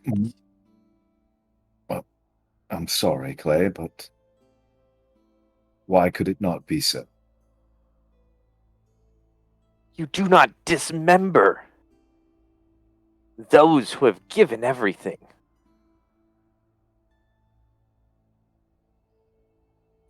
I was not there, obviously. I do not know the circumstances. Okay, so why do you have some old Fair, guy's arm? The short version, as it was explained to me upon my induction, is that the founder of our order, formerly known as the Knights of the West, departed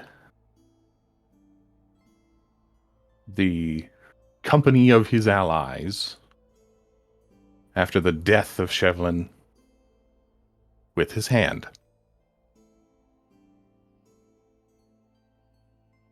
And brought it to folk and founded the order of which I am the currently last remaining member.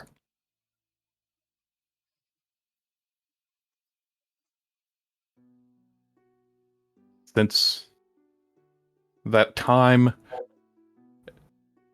everyone, with one exception, who has led the order has contributed to the reliquary.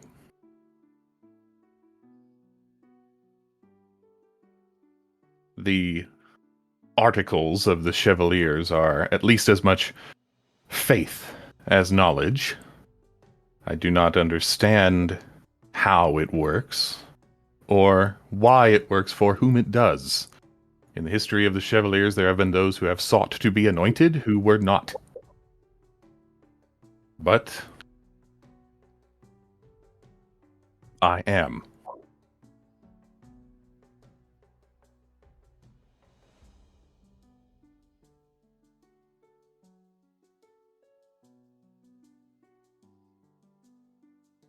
Whoa. Thor, Decker, you can understand that obviously there's some disagreement about where Shevlin's body should rest.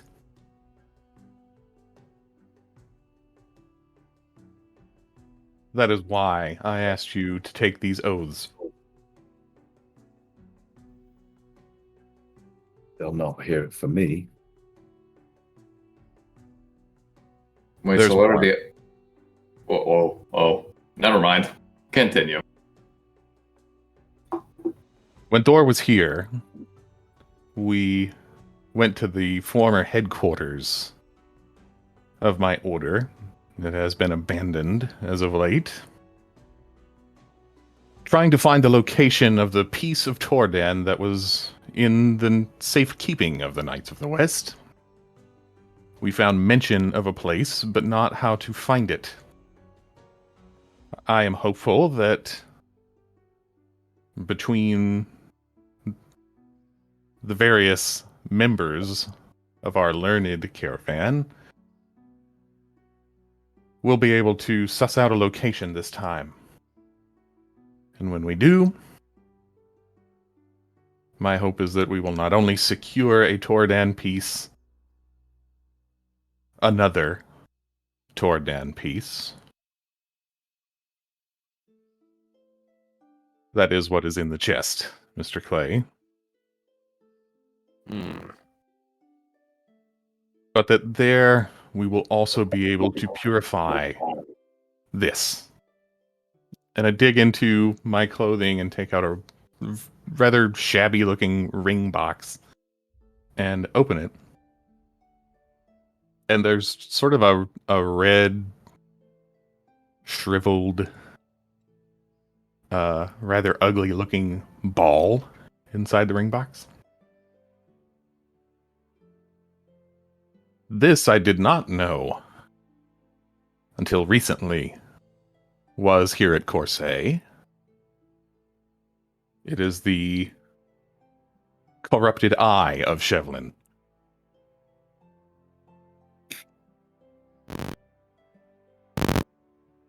Clay, Closes the ring box and stuffs it away quickly. Seth, you're robotic, just by the way. Mm-hmm. Clay is so outraged. If so how have my studies been progressing? With Vermouths? Yeah. I mean, steadily. What is the... Have I been taught any sort of prayer or communion with him yet? Oh, of course, yeah, you certainly... Like, I would imagine that every evening, unless you're doing something else, you're kind of doing what Gavin does, right? Like, following in his teachings and his practices and his own prayers, so... Yeah, you would have that kind of, I guess, in your wheelhouse at this point. Valorant, am I permitted to touch the box?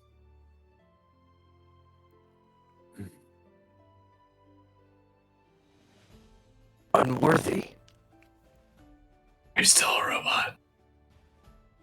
It is...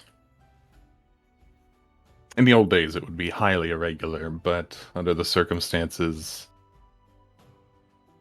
Go ahead. And I would just step forward and, as I'd been instructed, start a communion with remotes and just ask for any guidance.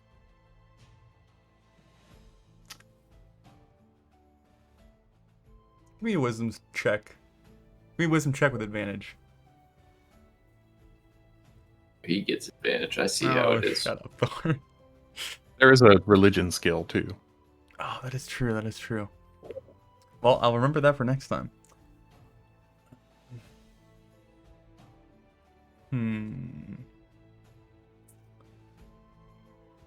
So, Decker, one thing that's been kind of touched on a fair bit with your new teacher, Ramutz is the god of life and death in the various religions that he is worshipped in, both the New Ring and the Imperial Pantheon. There are occasions where it is potentially vague or a gray area, where he would have interacted with a lot of Tordan's responsibilities or tasks. We've touched on previously that Tordan was almost kind of like the guider of souls from the realm that you find yourself in to where they ultimately rest. And that would be at least somewhat under the responsibility of Ramutz himself. So as you kneel down at this box, is that what you're doing, I'm assuming? Yeah. And kind of reach out in prayer and attempt to feel some sort of suggestion or some sort of presence. nothing would stem from the box, as far as you could tell or feel. But you get kind of the vague sensation of floating, of feeling a little bit more weightless, almost feeling as if you are going to hover off of the ground at any given moment. And for the briefest of seconds, the room around you, all the various particles of dust still kind of floating down in the air, turn into very distant and plentiful starlights, as if you're in this kind of black expanse, and there's just thousands of little pinpricks of light kind of surrounding you as you do a quick glance. And before you can really feel it or get a more deeper look around, you're brought back into the attic and feel yourself fully returning to your natural weight. I think I would take a sharp intake of breath and just kind of sit back from kneeling back onto my bottom there and look back over at Clay. It is more than bones in a box, Clay.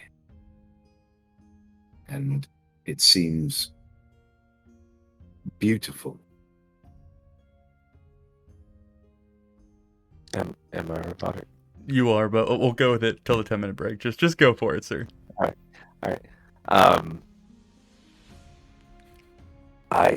Bones in a box, and he'd spit.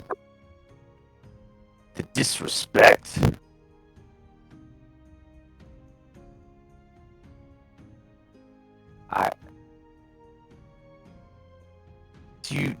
Do you have any idea what he had to do?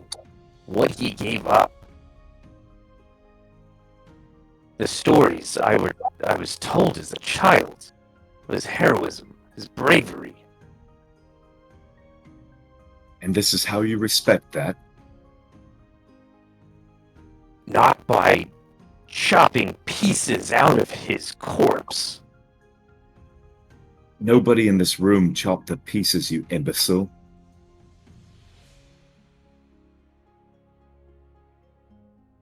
That may be true. I give you that. Michael has seen fit to show that it's something more than, like I said, bones in a box. Maybe this is the sign you needed from your order. You should think on it with more than whatever's floating around in your head right now. I can't tell them. And he'll gesture at Valorant. So,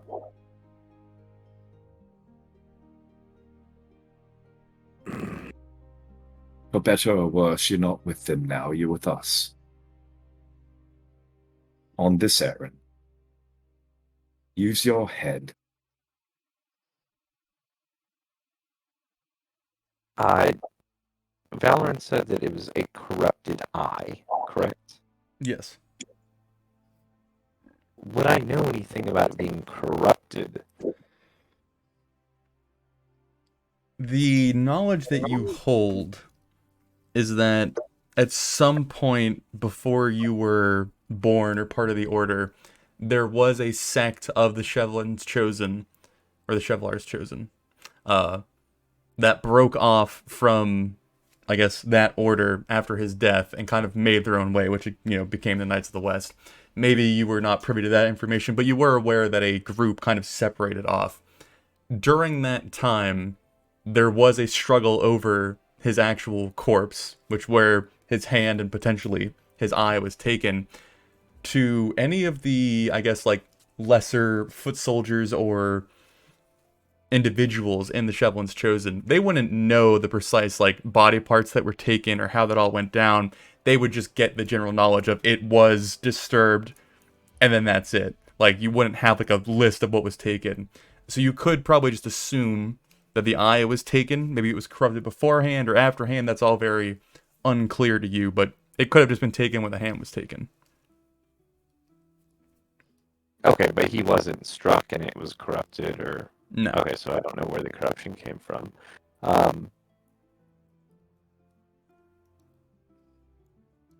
Okay. One step at a time, fine. Lord Ethelvane?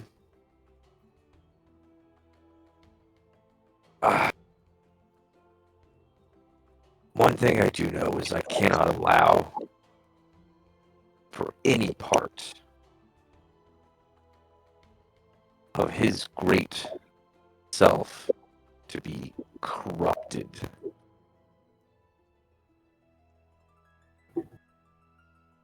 You have whatever resources I can provide to at least get this fixed.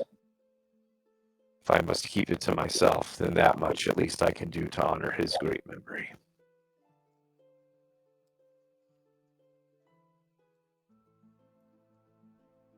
I thank you. That is why we're going to find the grove and see what awaits us there. And that's where we're going to take our 10-minute break. Yeah.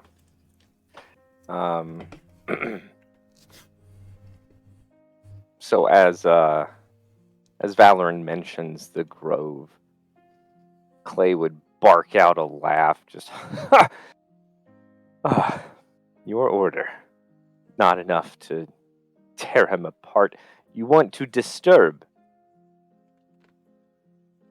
Shevlin's rest. It wasn't enough. No, of course not. And tell me, Lord Athelvane, how do you plan to find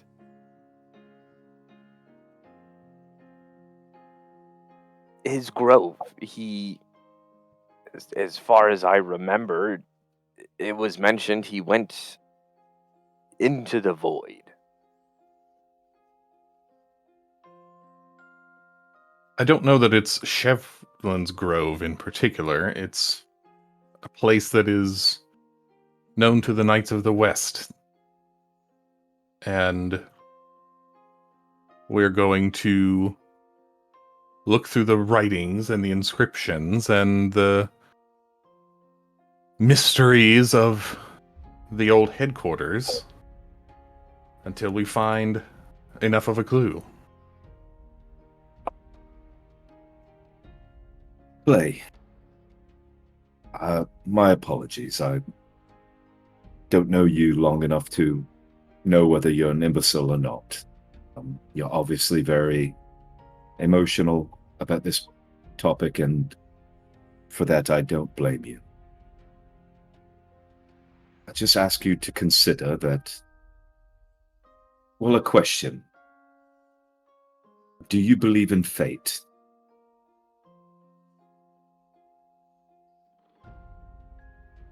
We are guided by the infinite knowledge of the heavens above. They have watched this world be born. They have watched kingdoms come and go. Even the gods themselves have been but entertainment. So do you not find it particularly convenient that of all of the people you could have joined with, your path was set to meet us and bring you here to see something that is so obviously important to you and your order? I just ask you to consider that before you let your emotions as a solitary, singular man dictate your actions.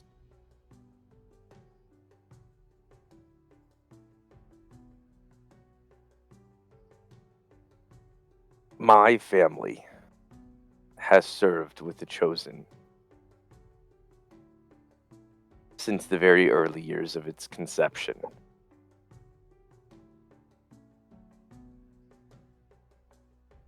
I do not carry the weight of just myself but my line, which, glancing between Valor and Decker, I know you know something about.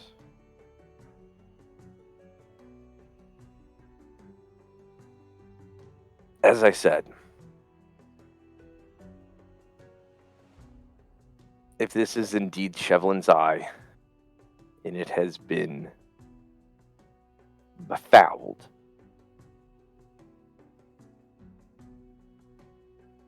I owe it to him for everything he did to help fix this. And we have been placed here to help you in that. And I'll stick my hand out to shake your hand.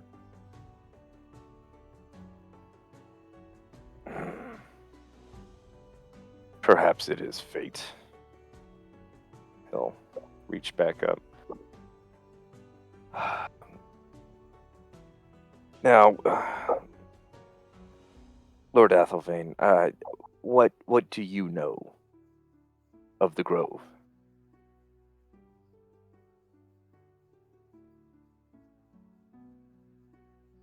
So far, only that it exists.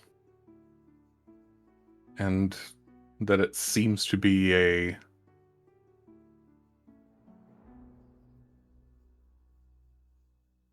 place with a connection to nature. You do have a very loose description of it, at least going by the mural that you saw.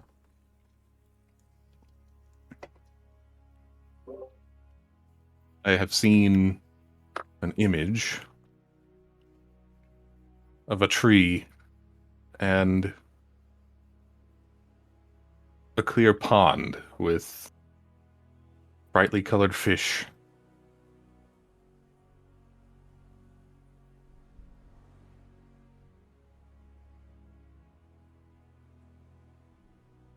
It was depicted both in a mural in the headquarters as well as in a vision when I meditated on the eye.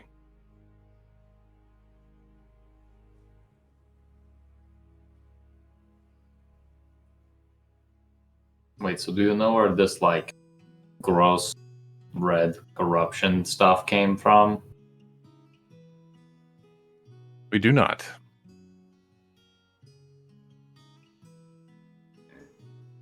And the hand isn't corrupted? It is not.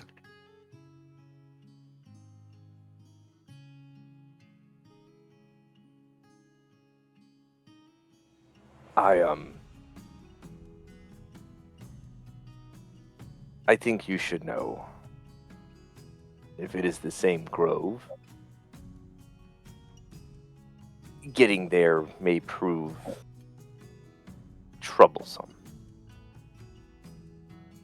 Go on. There is mention of a place called the Grove.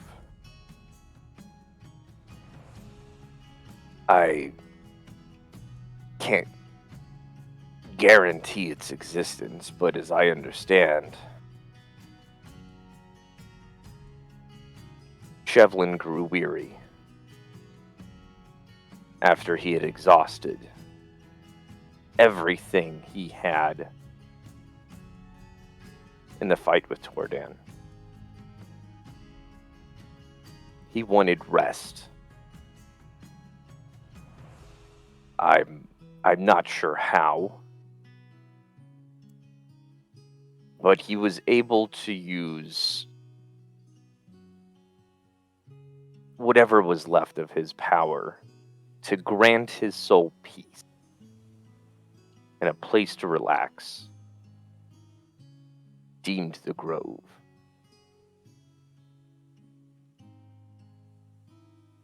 The only thing I can remember truly was it was somewhere within the void, whatever that might mean. in between space, the void.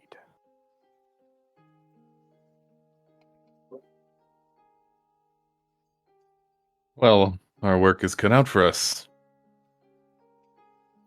But fortunately, he is with us in a very real sense.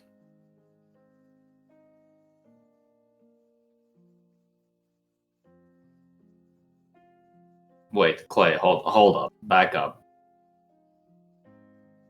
You said it was in the void? Yes, that was. I guess the understanding is that he found somewhere where his soul wouldn't be forced through, but where he could rest peacefully within the void, within the grove he crafted. Not this void we're talking about. Are we talking about that void that everybody talks about? Like when they die, but they don't die? Obviously, we Well- have no way to know. Wherever it was somewhere his soul could go. Oh no. Not another soul launch. In the morning, we will depart for the old headquarters and see if there is anything else that we can find. Tonight, we're going to talk to Black Eye.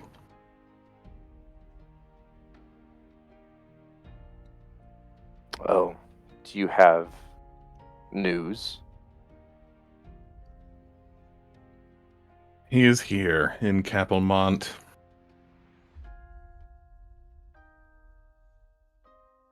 How much groundbreaking stuff do you have?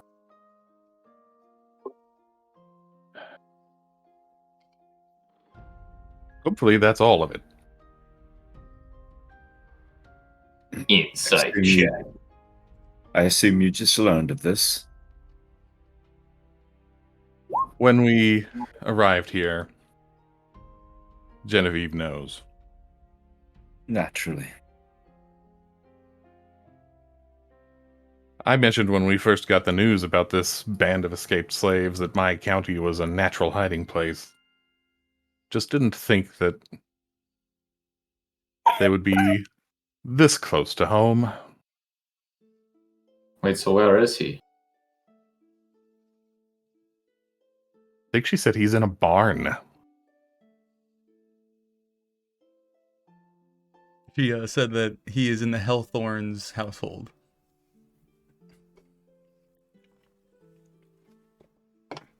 Anyway, I'm going to talk to him tonight. You all may as well come. We may have to kill him. We shall see what happens.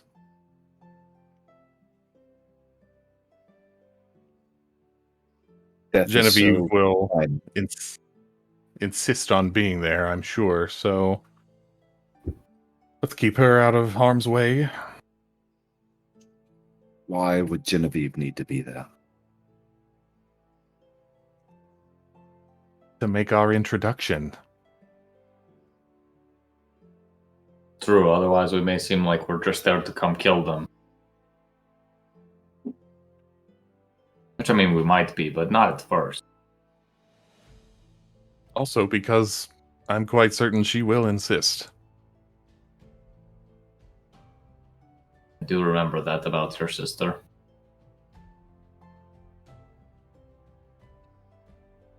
By the way, Decker, what do you think? Tell the truth. She's lovely, and I can't think of a more suitable match at present. She's in. That has faded by now, right? Yeah, I don't think you're in the Zone of Truth currently, but Thor would probably think you still are. Okay. I'll go with it.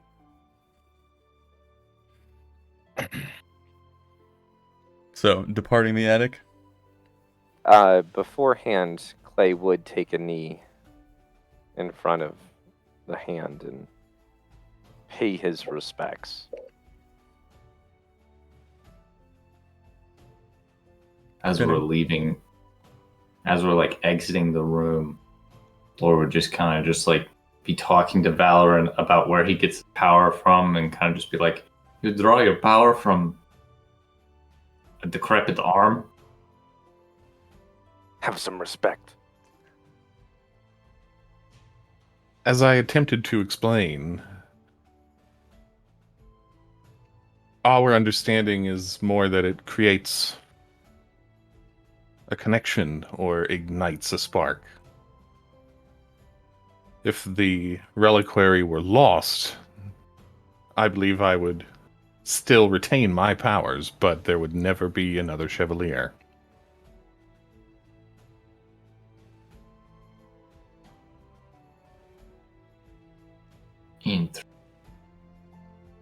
Very weird. Any other questions before we leave this room? Yeah, does the eyeball do anything? Do you know what it does? Do you know what it's supposed to do? I do not. There's a rumor, apparently, that it will have healing power. What is this? Is the eye that's supposed to go into your eye?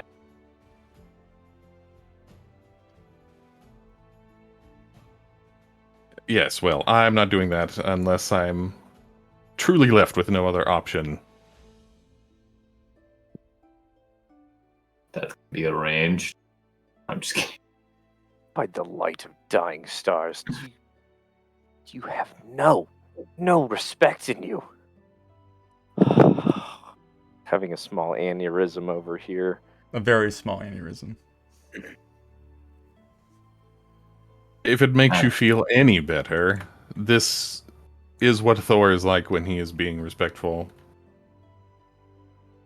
And I would shoot a message to Clay. He is as respectful and with as little ill intent as a child would be in some matters.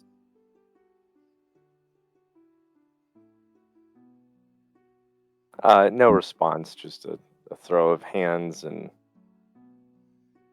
small curses coming out of his little beard. All right, I put the slat back in place, closing up the hand, and put the canvas back over the whole thing. Mm-hmm. So do you want to head directly to Black Eye from here, or is there other things to do at the manor?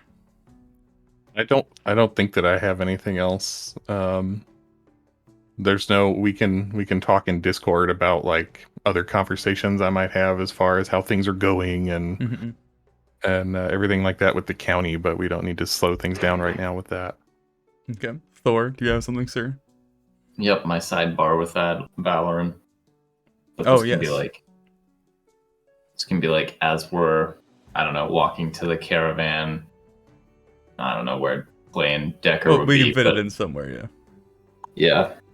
Yeah. So I would just like approach Valorant, and I guess I'd just kind of poke him because he's probably walking away, not expecting me to talk to him again. Hey, I need to talk to you about something. Yes, Thor. Okay. So, the girl that you're like supposed to marry, kind of. Danica. Yeah, that girl. She's been hanging around the piece a lot. Ill? Yeah. I asked Decker where she was, and he was like, "Oh, she was just by the caravan because it's the biggest and most spacious place." And I'm like, "Yeah, but it also contains a corrupted piece of an ancient god." I bought a carriage. Why is she sleeping in the wagon? Why is she sitting in the wagon? He says she likes the danger. But She doesn't even know what's about in it, there. does she? Yeah, that's what I'm saying. I mean, unless he told her. He never said the danger. What?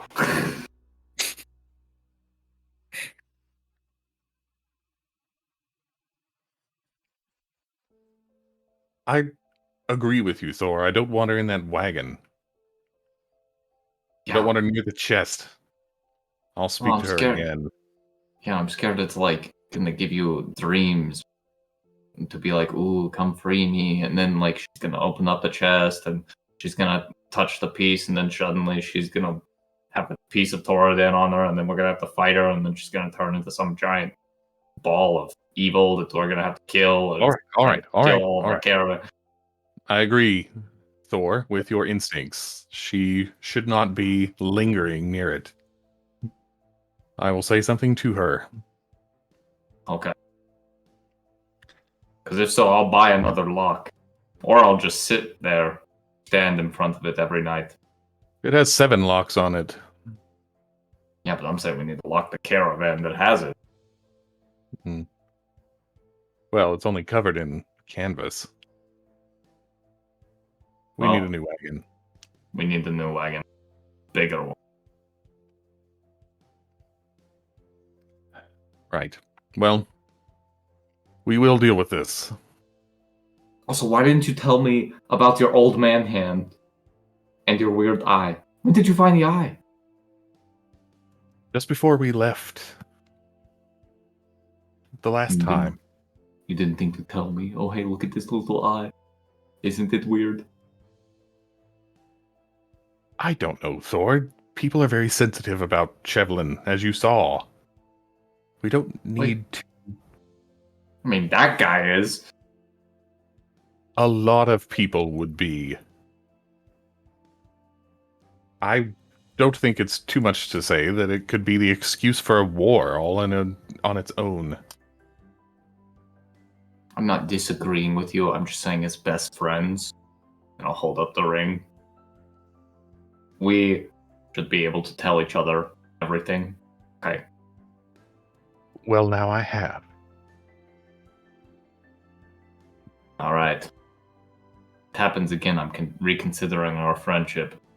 We'll be demoted to friend. Then acquaintances. And then just pal. If I come across any more body parts of legendary historical figures, you will know about it. Alright, well, Insight check. let's go. Wait, who do you think is going to be able to help us find this place? It's the only lead that I have. It's all that I have to go on. At least without reading in a lot of outsiders. Maybe I could talk to. And I just start blinking the eye. If you think that he can help, there is no reason not to. I'll ask every morning and every night. Right then. Okay. Also, at some point, at some point we're gonna have to deal with the Goliath. I intend that as well. You know, I was thinking like if we go to Queen's Coast, we consult the Queen and we're like, hey, we'll take care of this problem for you if you reconsider the arrangement with the Liamus people, and we'll also take care of possibly your slave rebellion problem. But that may not be a thing anymore, considering we now have the slave rebellion guy. The thought crossed my mind as well. You and I are on the same page, Thor. Because we're best friends. Anyways, We'll I need have to all go. the leverage in Queen's Coast that we can get. Very true. I'm gonna go patrol. I'll just. So Decker, for what it's worth, as you are leaving the attic and coming back down to the common space of the manor, Cloud would show up with a myriad of dried weeds and plants that are basically fully dead, but clustered into a bouquet that he is very pleased to bring to you.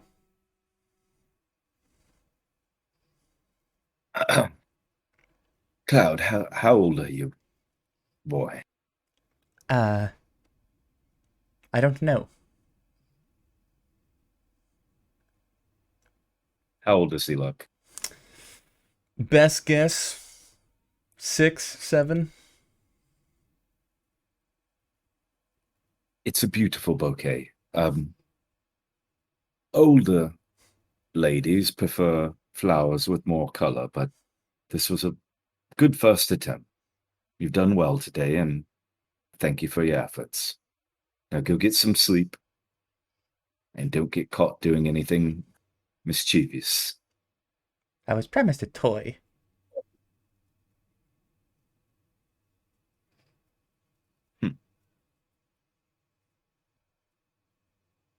What kind of toys do you like? I want your sword. It shall be done before we leave. Now go to bed. Yeah. And then walks off. Yeah. We'll deal with that one later. All right. So if there's anything else we can glaze over if need be, but come around evening nightfall, Genevieve would lead you all to Black Eye if that is the next step. Just in our caravan, do we have any sort of craftsman or? Clay's a No. wood carver. That's it. Do I have time to just make a quick request? Sure. I would just request that he commission him if he can just cobble together any sort of rapier-esque wooden sword for the boy without sharp edges or points. You're asking this of Clara? Who did you say was the woodworker? Me. Clays. Oh, Clay. Yeah. Oh, never mind. Then no, we don't have time for that. Ah. I'll stop by Mr. Moon at wherever he is, Mm-hmm. and instruct him to go to my library and start researching any legal precedent from anywhere in folk history that I could cite for conscripting the escaped slaves Okay. Yeah, without being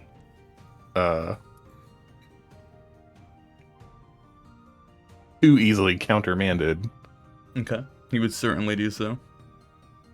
Okay, that's it. So as you all leave the manor, Genevieve is dressed again in a bit more traveling clothes to just make it a bit more comfortable for her. The Hellthorn's estate is a very overstatement of the word. Is only about 30 or 45 minutes of a ride from Corsair, but on foot, maybe about an hour and a half. As you are within line of sight of it, again, it is basically almost nighttime, but you do see like distant candlelight and structures of the house and the barn kind of off in the distance. Genevieve, who I'm assuming is leading the pack, is kind of like looking around, and about, I don't know, maybe 300 or 400 feet before the barn, a smaller creature kind of darts out from behind a nearby hay bale, or I guess a small shed, I guess I should say, and begins kind of like trumbling across the field. There's no sort of alarm that Genevieve gives, just kind of watching it approach. Eventually you would all spot that it is a younger orc child, probably like 10, 12 years old is the rough guess, but runs straight up to Genevieve and like leaps over the small kind of stone wall near the road and You're back? Oh, I thought that it was bad, man. I saw all the people behind you. Did you bring more bread? Genevieve kind of like very slowly nods her head and then like pats the tiny orc child, or half orc child, I guess I should specify, on his head and nods or shakes her head. No, I did not bring more bread, but this is my brother. You will call him Lord Athelvane and his companions. We are coming to speak to Black Eye. And then kind of turns to you all to judge your reaction so far. I'm Poker Face.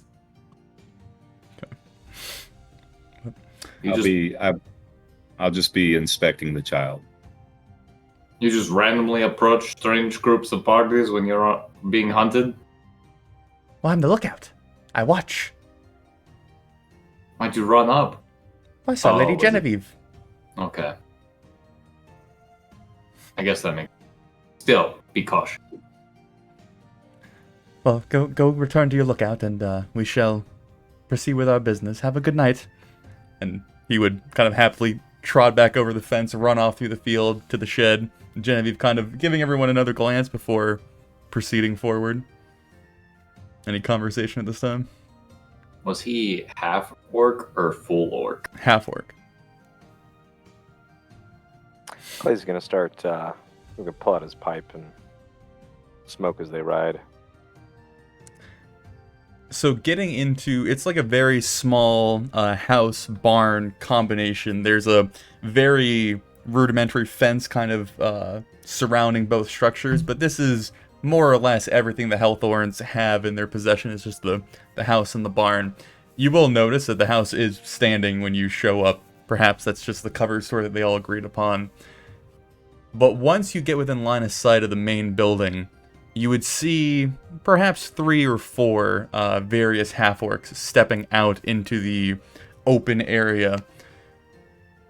They would range from somewhat old to fairly young. There's a couple teenagers and then middle-aged ones, and maybe 1 or 2 more elderly-looking individuals.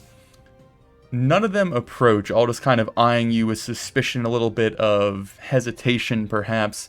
But Genevieve doesn't really pay them any mind and steers you all basically directly towards the barn. So, still nothing here? Okay. Entering into the barn, you can quickly see that the animals have kind of been displaced for the meantime, where each stall has been turned into a somewhat rudimentary living quarters. There are bedrolls and kind of like hay piles spread out. There's obvious signs of people living here for some time, more than a week or so, if you had to haggle a guess at it. As she turns the corner into the last stall, this one kind of shrouded in a little bit of fabric and canvas, and there's like a small flap that she opens up to step inside. It's a rather cramped and small space. If all of you step inside, you'd probably like almost touching each other almost. But off in the corner, kind of rested in this cot, you would spot a rather large and burly full orc warrior. He still has bits and pieces of armor over his body. His helmet's kind of rested nearby. You'll notice that his right arm beneath the elbow is missing, and he's kind of clutching the stub that has been bandaged to his chest. His green skin is like slick with sweat. It's clear that he is rather ill, just giving him like a glancing look. You would assume that he might have gotten his nickname from the right side of his face is scarred and singed, the skin black and almost burnt, and it covers all the way from his forehead down to his chin, and I guess fully encircles his right eye as this black eye. As you all step in, first he would see Genevieve and have like almost like a smile, and then once he sees everyone else step in, he quickly kind of scowls and almost like pushes into the corner more before looking across you all, and then assuming that Valorant is, I guess, next in line, would eye you. Who fuck are you?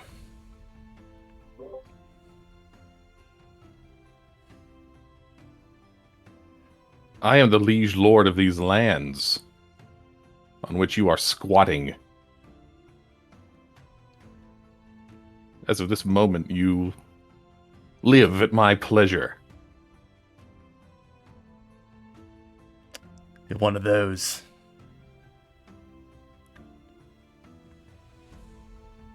I assure you, Black Eye, you have never met my like. Kind of looks over at Genevieve, and she just kind of like very quickly looks over Valorant, looks back at him. Try and be civil. He does mean well. Kind of talking to you a bit more directly. Black Eye kind of looks at the rest of the group and then back to Valorant. I don't want any trouble.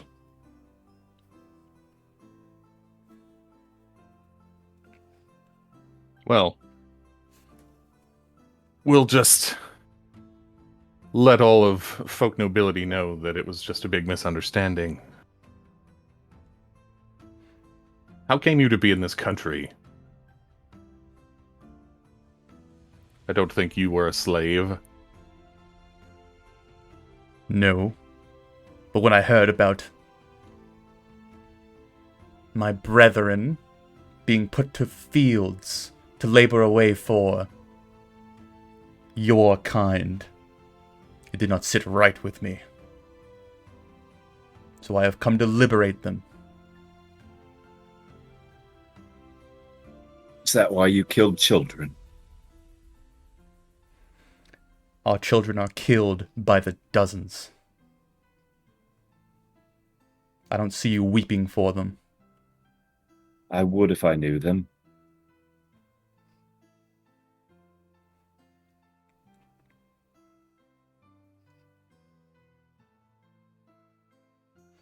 Tell me what happened.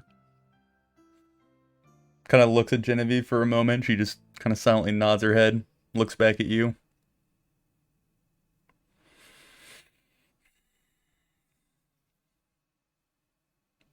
It's a long story. Would you like to sit? Very well. So, finding somewhat difficult seating arrangements in the small stall, he kind of pushes himself up so that he's no longer kind of lounging and set up straight. It's clear that in his prime, this warrior is a prime specimen, probably almost measuring up to Thor's physique and standard, but after going through whatever ordeal his body has been through, he certainly isn't at his peak. But shifting his weight up, kind of getting more stood, he looks you all over again, kind of almost staring off into the distance for a moment, kind of reflecting back. I had heard about a particular family that enjoyed crueler ways of reprimanding those they saw lesser, stripping up children on their porches, hanging their hides from chandeliers. After I heard this, I quickly made my way there, and I watched, and I learned, and I waited. And one night when they were all living at the expense of my brothers and my sisters, I gathered my kin, and we stormed their manor, their home, the place that they rained down from. And I let my brothers and my sisters take out their wrath and their anger and their built-up resentment as much as they wanted, as much as they were given a right to by their birth. And when the halls were painted with their pathetic, cruel blood, we took our freedom and we left.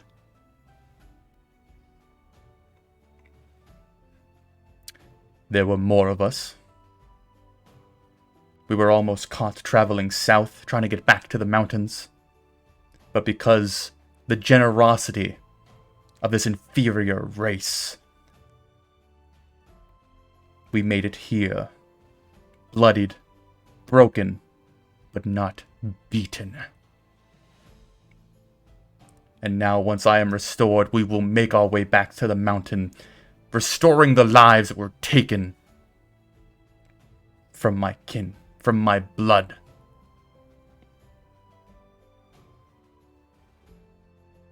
So first, I want to know whether his story about this family having been particularly cruel tracks with what I know.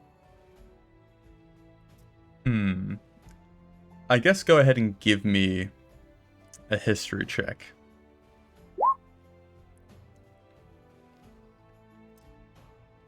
The general answer that I will give is, even with the close proximity and the, I guess,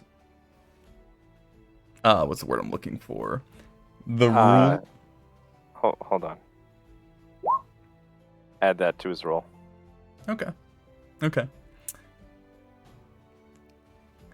This wouldn't be a topic that is, discussed over wine and tea and folk, right? Like, you don't sit down and go on some long monologue about how you beat half-orc children. But it is... You can more accurately figure out how someone might treat their half-orc slaves by their response to certain situations and tales being told. And you've had a few interactions with this family, whether in passing or other social events. You wouldn't be surprised to learn that this is the cruelty that they reach, though you don't know for certain, would be kind of where you land.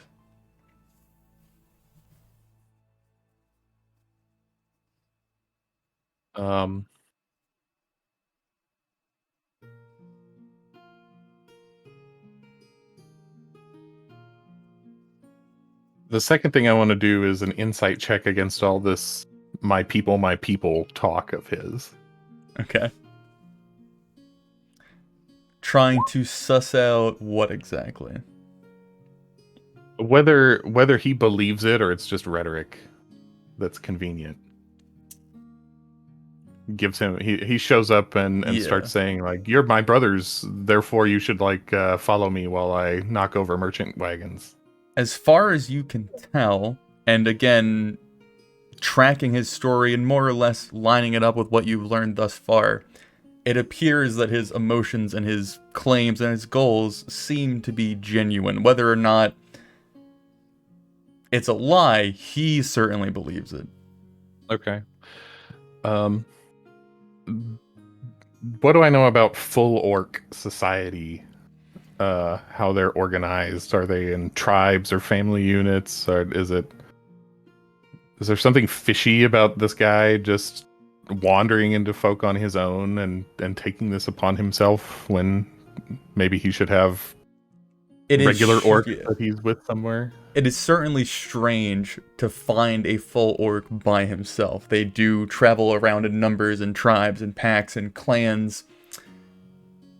To have one this far away from the mountains by himself is very strange. But it's not like, he would die without being around a group, right? If he is self-sufficient and found some way to live outside of it, it's certainly doable, but odd.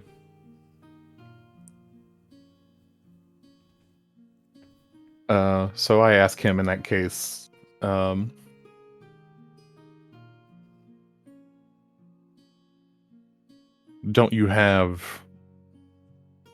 you already have brothers and people? What finds you alone in my country?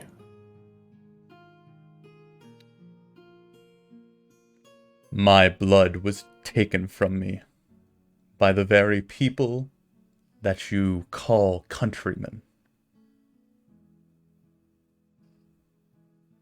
What does that mean? Everyone I knew was put to the sword for merely existing. I see.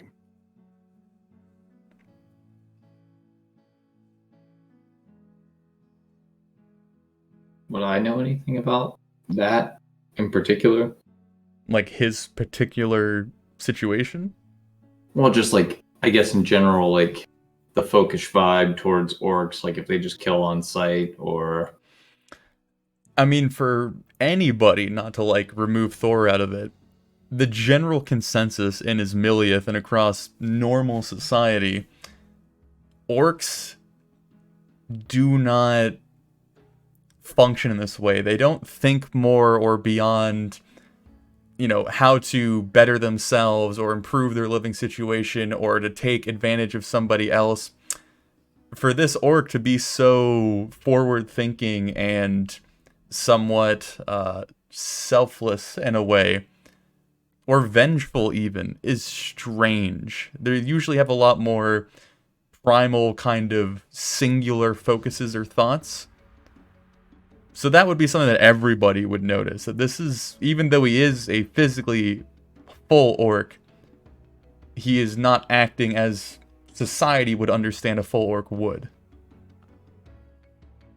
But yeah, to answer your other question, orcs are just kind of disposed of as like pests, basically. Once they come off the mountains, they raid crops, they attack people, they cause havoc, so getting rid of them is just what you do.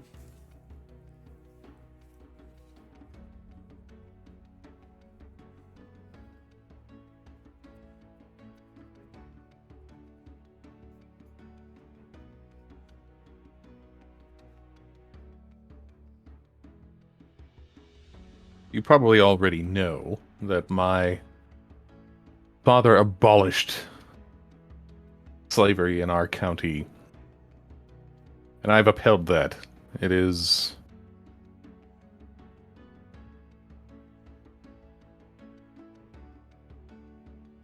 a stain on folk, in my opinion.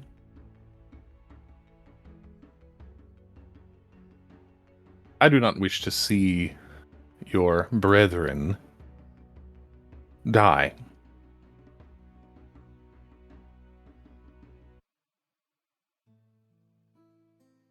That is, however, what is most likely to occur. The borders are being watched. There is war in Asmiliath.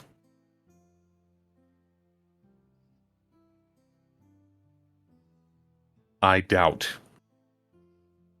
that we can get you out.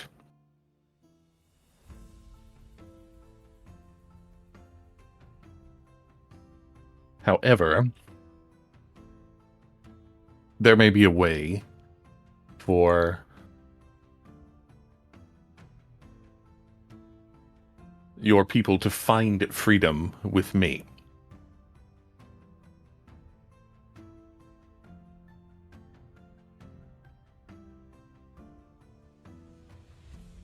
But the crown will not accept that circumstance for you.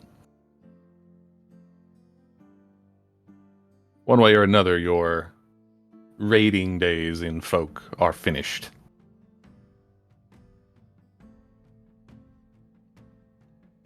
I never came here to raid. Liberate, fight, kill. It will not continue.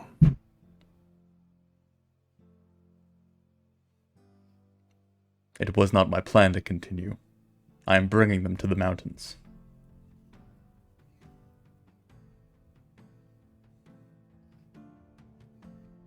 And if they don't survive the trip? Better to die chasing freedom.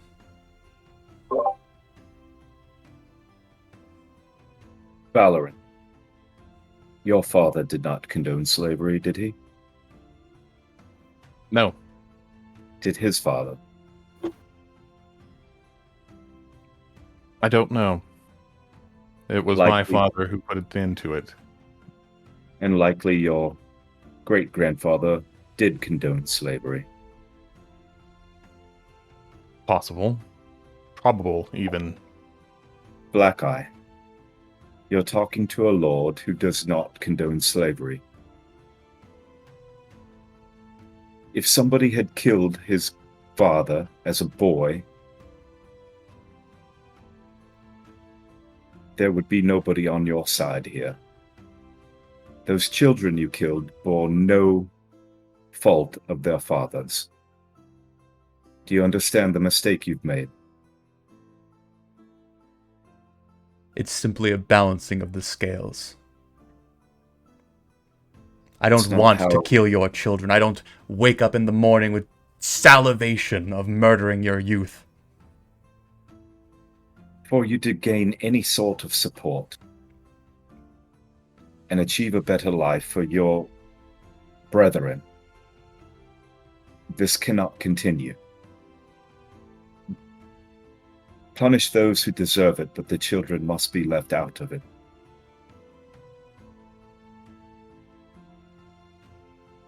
I think you all misunderstand my intentions. I am not long for this land. I am leaving. You might leave, but your actions have certainly sparked something. And if you have any influence, it would be the decent thing for you to give that order as you leave, that no children should be harmed.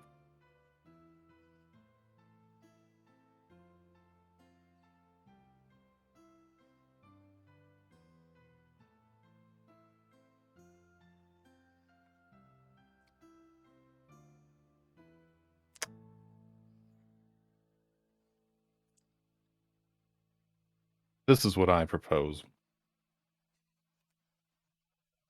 It is what I believe offers your band their best chance at life and freedom.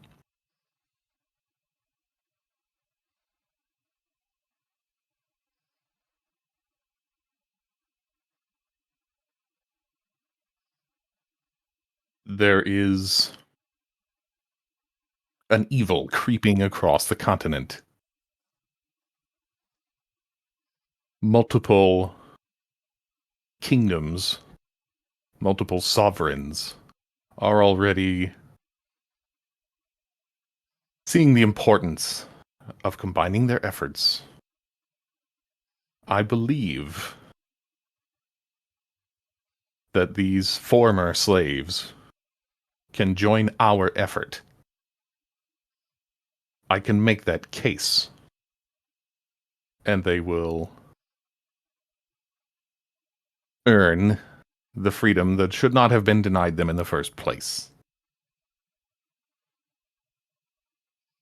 Fleeing to the mountains, even if you succeed, will only result in being hounded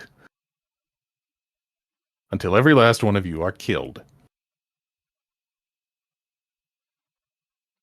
As you begin to speak, you see, like, the edges of his lips, right where his tusks kind of jut out from the bottom, turn up into, like, a very soft smirk that grows the longer and longer you speak, until eventually he responds, "Lord," dripping with as much venom as he possibly can produce. "You are already mistaken. Evil is not coming. Evil is here. You live in it. You support it. Even if your county doesn't enslave my people, your entire society is built around taking advantage of our lives. I don't care what great evil you fight, or what stance you take, or what other kingdoms think. I'm here to free my people from the evil that your people already hold."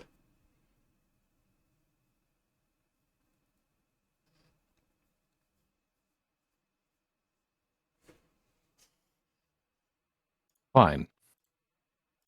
You want them to have freedom?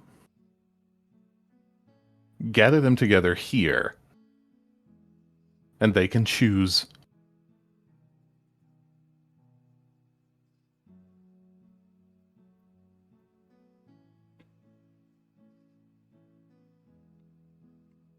I don't think you'll like the results.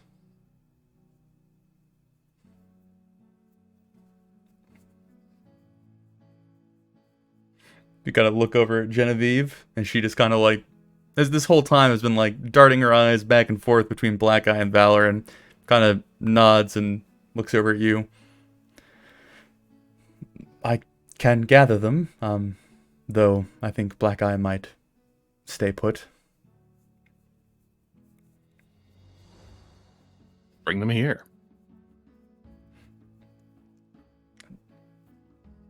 All right. She leaves to, I guess, gather everyone into the barn.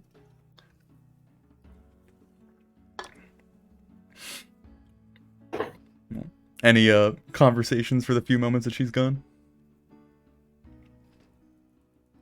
So where will you go?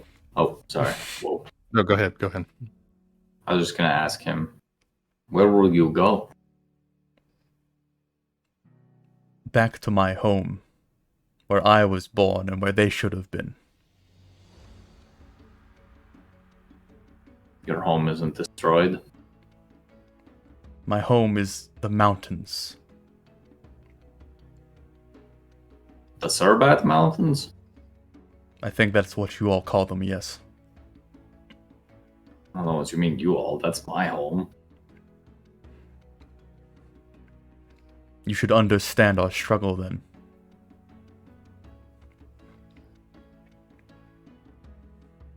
I do understand.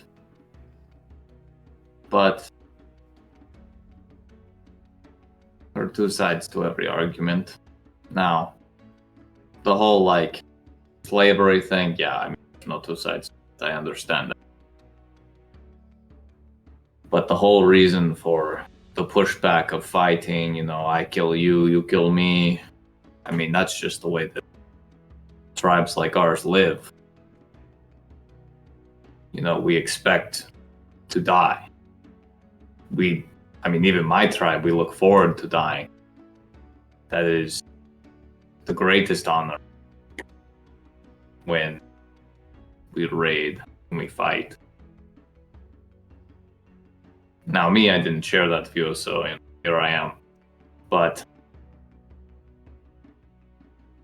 I think that I'm not saying the family was great, but taking it out on innocents, at least the children, as they're decorated, probably wasn't the best idea. I did not order for their blood, I just gave my people freedom. And if that's what they chose to do, then you can curse them for it, but at least they were free to do it. I'm not cursing them. Won't be there. It's not their lives on my hand. I'm okay with everybody I've killed thus far. The fact is, you view slavery as monstrous, and I tend to agree with you. But killing children makes you monsters. And you'll be hunted down as such, and you've done no good for your people by allowing them to do this. You want to help your people, help them to become part of the world as a whole, a better one.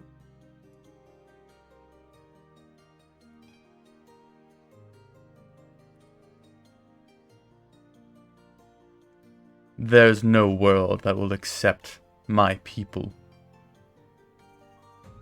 You're looking at a world that accepts you.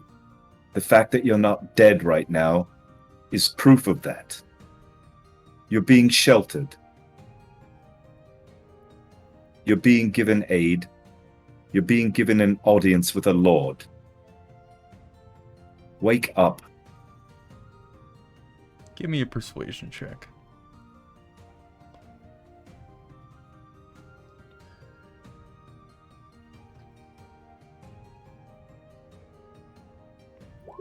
And add that to it. Okay.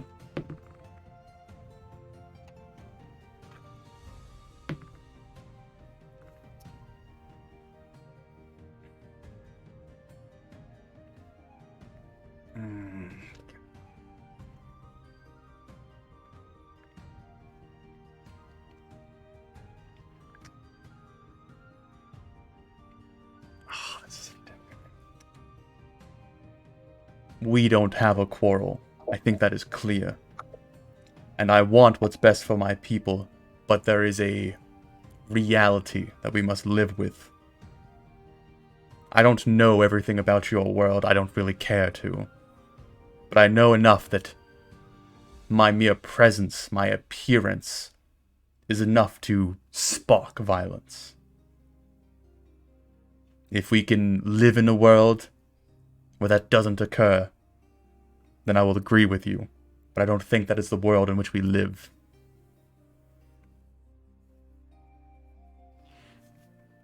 Question. Yes. Was Giles... Is Giles the same way? As far as orcs and half-orcs? Yeah. So half-orcs over there are accepted. I mean, so the vast amount of Asmiliath population is human. Probably like 70-80%.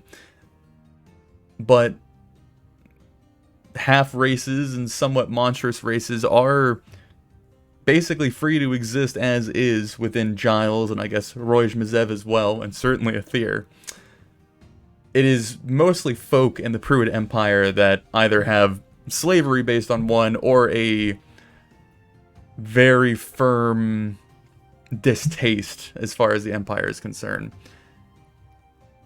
So there is a very good chance that if Black Eye's only showcase of society is folk, that he just believes this is what the other world is.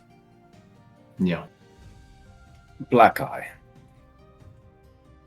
I grew up in the city of Kraylin. Have you heard of it? No. You probably wouldn't hear. It's in the Giles Kingdom. And the house I grew up in, the head chef, an honored profession, not a slave. His name was Lugrain. He was a half-orc, but I believe he had more orc than man in him. And he was one of my dearest childhood memories. The world that you think is so far away is not. But you need to show better. And as for evil, slavery is horrible, unjust, counterproductive, many other words. And yes, probably evil. But what my friend speaks of is a true evil, the kind that can end everything, good or ill. And that's what we're trying to fight against right now. So when he asks for your help in that, it goes beyond your problem. And it's one that encompasses everything. Give me persuasion with advantage.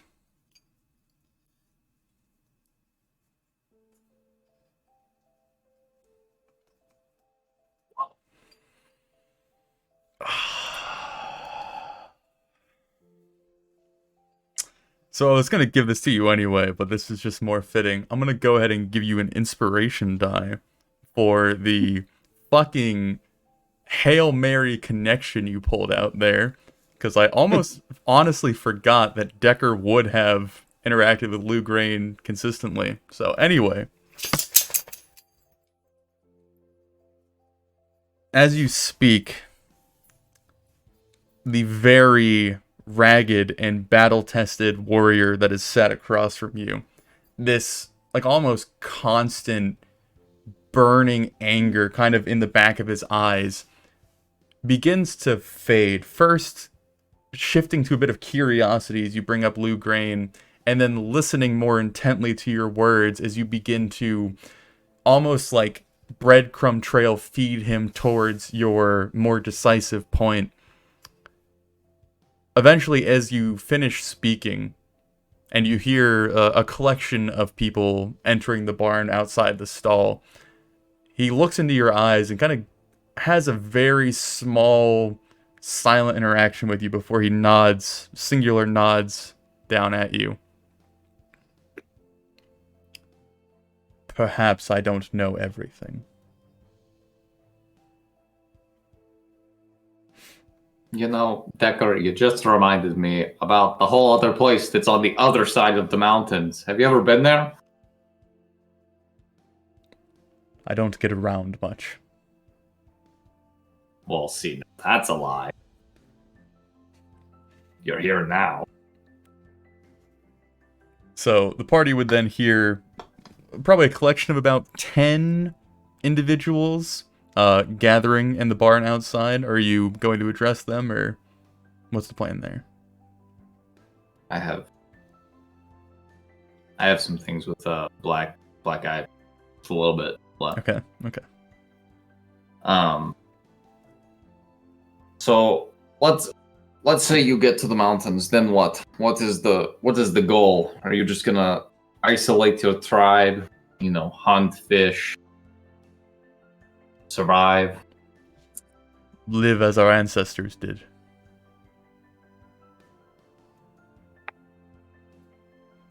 You're obviously more of a leader than that. You could be of more use than hunting and fishing.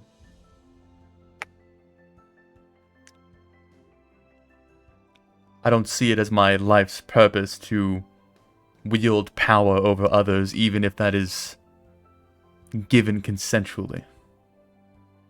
It's not power, it's influence. It's leadership.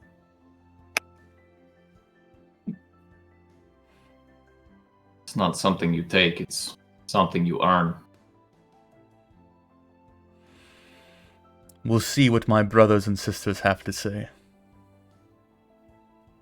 Think they'll listen to you. They already have. Now, I'm kind of biased, as you can tell. Like, point the fact that I'm dressed. Although I will say I was forced to wear this here. But I would encourage you to go east. That is where I first met the civilized people.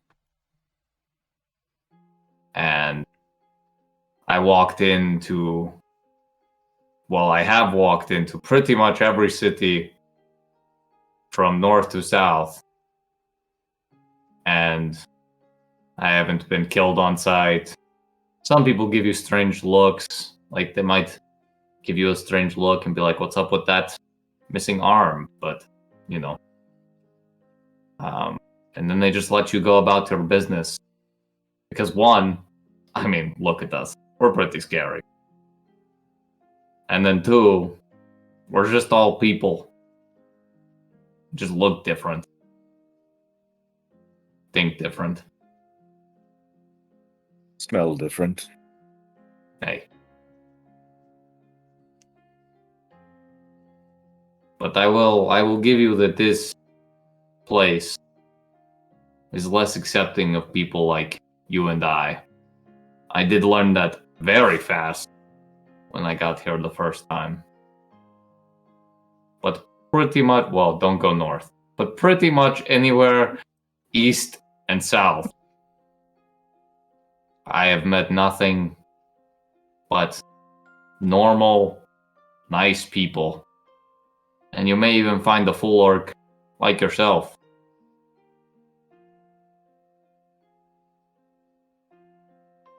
Keep that in mind. That does only come into play if we make it to the mountains.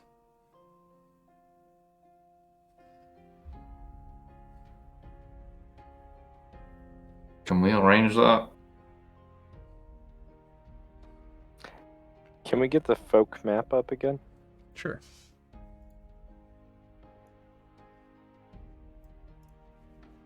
Genevieve, were you expecting company? Genevieve would be out with the gather. thought- Yeah. She went out to go gather them because that's, I think, what was asked of her. Yeah. That can be now. Yeah.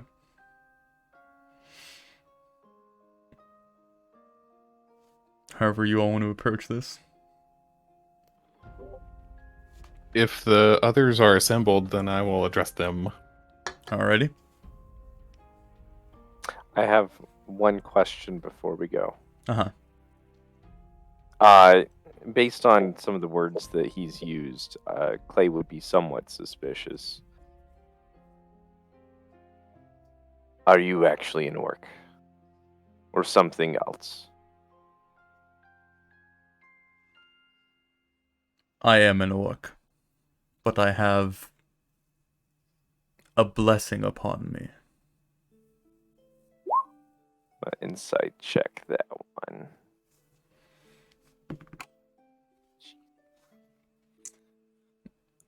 As in what he believes? I'm assuming? As far as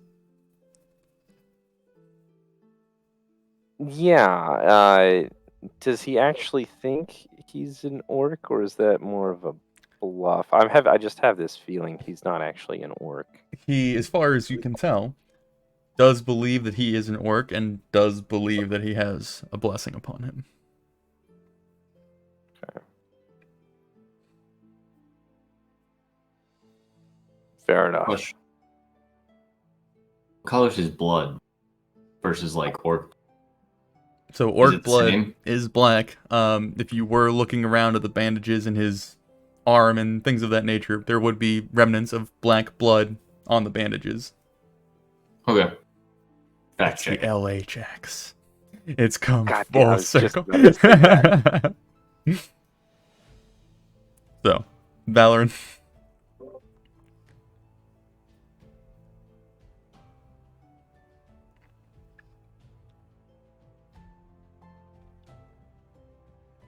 I am the lord of this land.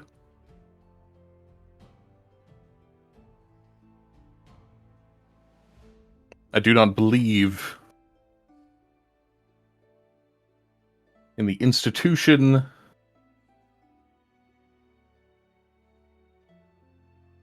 of slavery.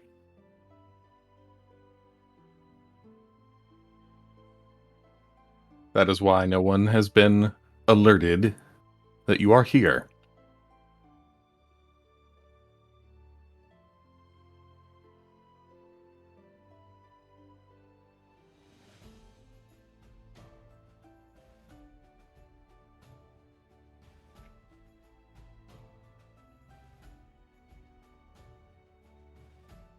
If any of you know your history, a second great entrance is upon us. If you don't know, it means the end of all things.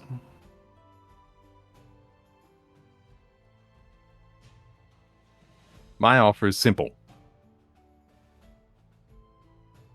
Join us as we try to put a stop to it.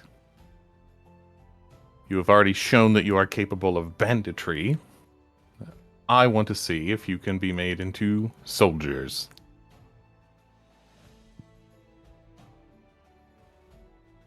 Enter into the service of the Golden Hand for 1 year. After that year, you have my word that I will sponsor your release personally as free men and women. And until that time, you will be shielded by my standard for the punishment that would be wrought for what happened in Newsham.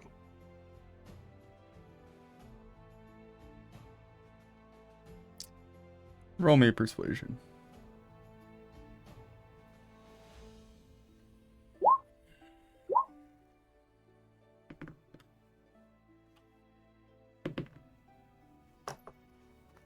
Otherwise, you can follow Black Eye, who can make you no promises, except that if you are very lucky and very successful, you will live your days in hiding in caves in the Serbat Mountains. And if not, the professional military of folk will flay you alive. To add a softer edge to what my friend says, it is going to be the end of all things, but with all ends come new beginnings. This could be a new age for your people, where you're not viewed as monsters or slaves, but equals. but that will be determined by your actions and your efforts and your glories, which you certainly will not achieve by hiding in a hole. Consider this your first choice as free people, as recognized by a folkish noble. Remain with Black Eye, or follow me.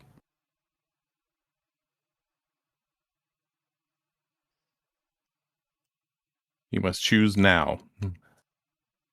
You will not be made this offer again. So as you both speak to this crowd, I don't know why my music keeps stopping. God damn it. As you both speak to this crowd, you see a mixture of reactions to your words. Some of the younger ones kind of clustering and speaking to each other. A few of the older ones kind of staring at you skeptically. There isn't any sort of immediate response before probably the eldest among them, a very old looking woman, half orc, dressed in practically rags. Her body is wrinkled and loose, her skin kind of hanging off of her bones almost, as she steps forward, kind of staring you directly in the eye, probably about your height, and just kind of like slowly nods her head towards you. Lord, I've seen many years. Every day, every morning, I wake up, and I must do as I am told. I must go to the fields, I must sew the clothes, I must serve the food.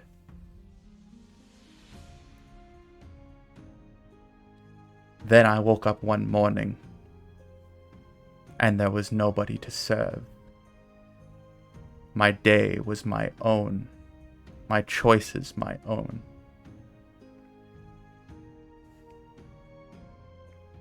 I respect what you offer, but I cannot give up the freedom I now have. And she's kind of like gently nods again, and not really even waiting for a response, goes to turn. Thor, as you're, I'm assuming, kind of behind Decker and Valor and potentially still in the stall, you would see Black Eye kind of like waving at you with his good hand, kind of beckoning you forward. Yeah. Help me Go. up. And he'll... Oh, yeah, let me lend you a hand. He would basically be almost fully leaning on you. It's clear that this, again, impressive warrior is very weak in the current moment, and he would basically let you help him to the flap or the door. Fireman carry his arm. Yeah. But eventually, as he comes out behind Valorant and Decker, the few different half-orcs that are still almost discussing amongst themselves look to him, and he just kind of gives them all like a quick glance over before addressing them. I respect whatever decision any of you make. Come with me or go with his offer. The choice is your own. As you all stand there and eventually some decisions are made, Valorant, two of the youngest, perhaps, young men, 20, 25, would step out of the group and seemingly, make the kind of silent eye contact with you that they have, I guess, gone with your offer. The rest would kind of take a couple steps back, almost kind of, a few even leaving the barn at this point, following the older woman. But it appears that two of them are willing to take you up on your offer.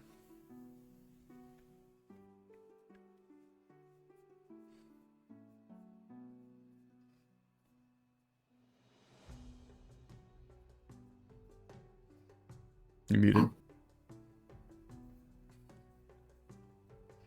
Very well, then.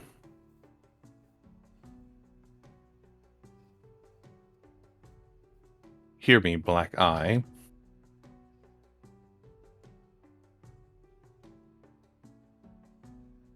When we depart here, we do not know you. We did not have this conversation. Once again, you will be on your own. You will leave tonight.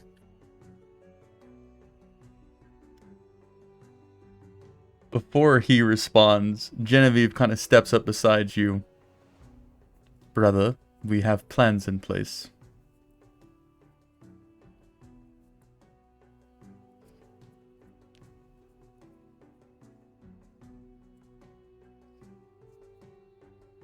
This is the new plan.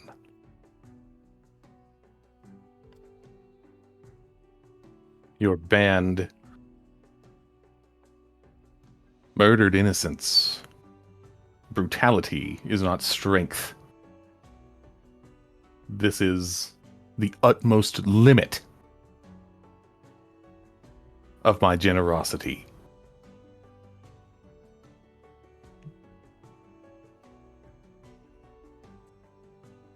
I hope you make it to the mountains.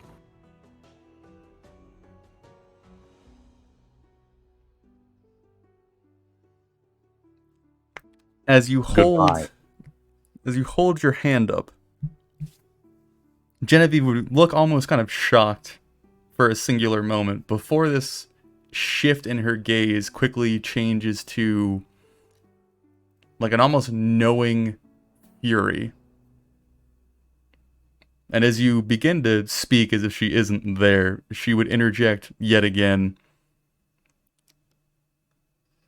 I knew that you were going to come in here with this toxic confidence that you wield. Father would be ashamed of you.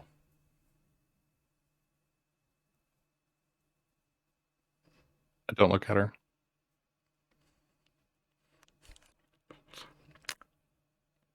Black Eye would look over at you, look to Genevieve, nod his head very slowly, and then look back at you. I doubt I will remember you come tomorrow, but we will not be here in the morning.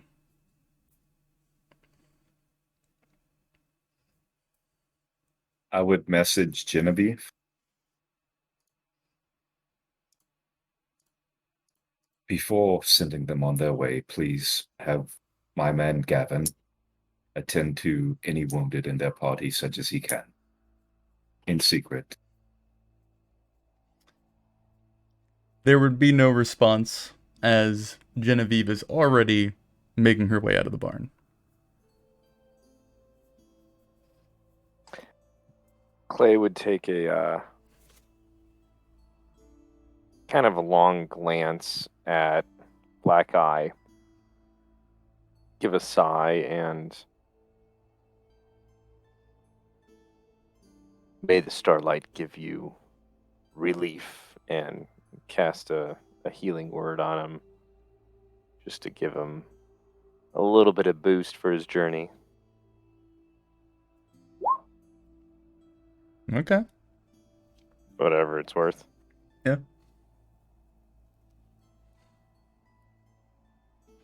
Good luck.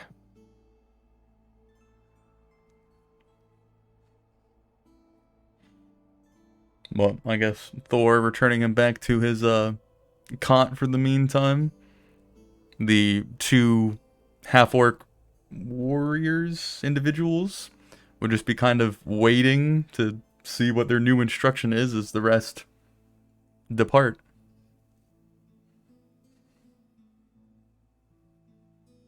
What are your names? Ulam and Kedar.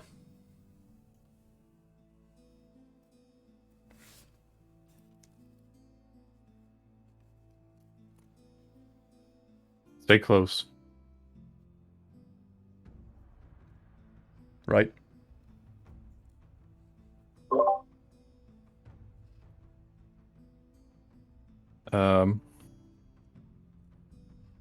So I'm going to mount up. I want to see if I can find Genevieve, where she's going.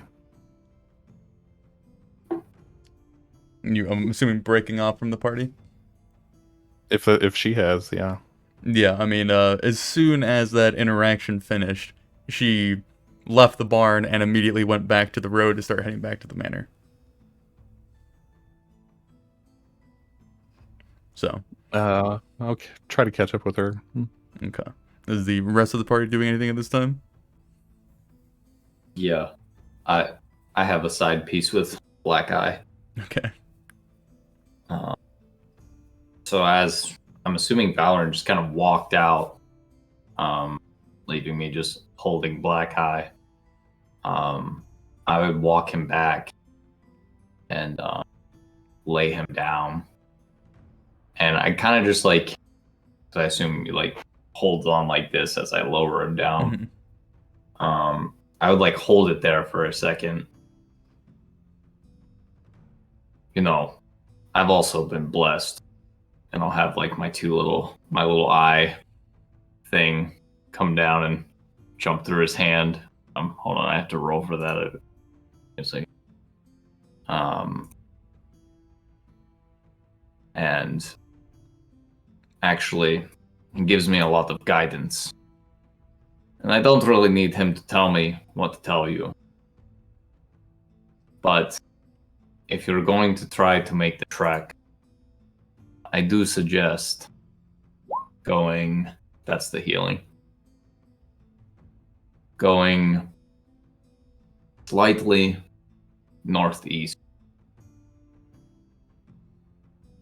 There is a small keep. It's my home. And my father, who's not a Goliath, but, you know, he's a guy. He doesn't own slaves, correct? No, he doesn't really have any land to go after. He mainly is kind of like a military encampment. So he has like soldiers and men at arms and things of that. But yeah, it's not that like he is opposed to slavery. He just doesn't have any reason to have any. Gotcha. That was a sentence. Yeah. I will try to send word ahead of you to let him know why you're there. But he may be able to offer you some safe passage into the mountain, considering his keep is right next to it. I do strongly encourage you to keep going, as you will find the peace you are looking for there. Because as you well know, and as I know, the mountains are a dangerous place.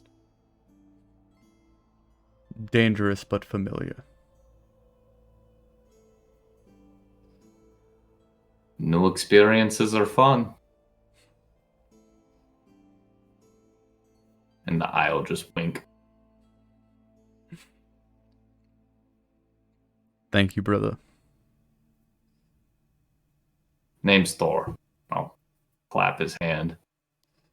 And then I'll leave him. All right. Anything else from the group?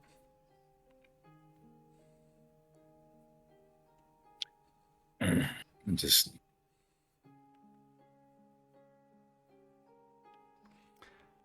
So Valorant, it doesn't take long to catch up with Genevieve, her being on foot, just kind of, I guess, fast walking away from the Hellthorns household.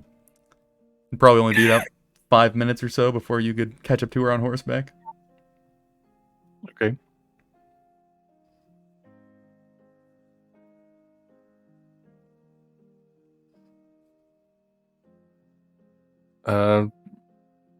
At first would just ride next to her for a couple of minutes, just being in that space. Is she on horseback? No, she's on foot. Oh, okay.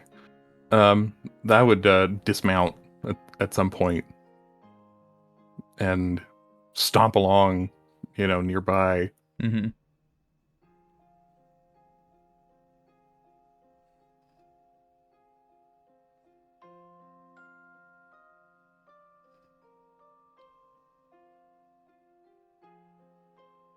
I don't expect you to be happy about it.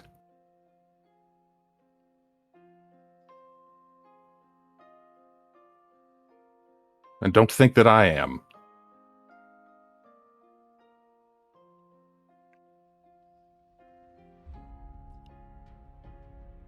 For the time that you've been silently marching together, she has refused to look in your direction, just staring off in literally any other way to forego having to look at you or even acknowledge you. As you finally speak, you see her, like, figure stiffen, this, like, kind of abrupt shake as she continues walking. When you finally finish, she, for a few seconds longer, continues to keep staring off before you hear her voice before she looks back at you. I know that's my place, that my happiness is no longer your concern.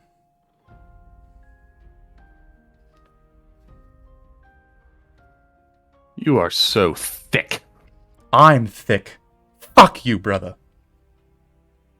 Thick. Dense. Dumb. You think because you were born with a different pair of fucking genitals that you can march around and give orders. That you know what's right. You think because you learned to have a filthy mouth from the serfs of Kappelmont, that you have a right to throw these words at me? Perhaps if you spent more time with them, you would understand what you're doing is wrong. They didn't only kill the cruel. They didn't only kill the owners. They killed them all. And then those who helped them in Broughton were put to the sword the next day. You are delusional if you don't think our house is built on centuries of blood, whether it is innocent or not. That is why they're walking out of here. Force marched out of here. Into a land that will certainly see to their death. You know nothing of death! Nothing! I can see your head on a block for this.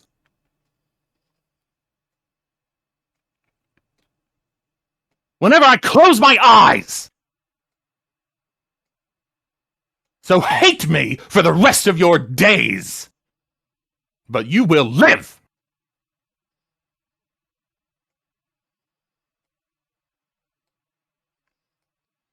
And I'm going to mount up.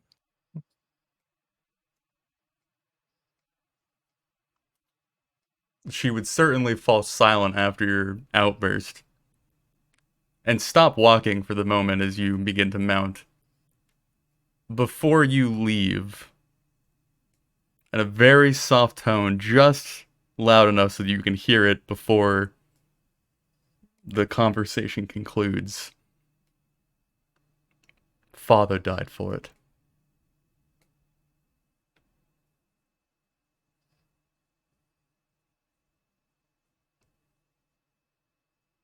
What do you know of how Father died? I know that it wasn't a fucking coincidence.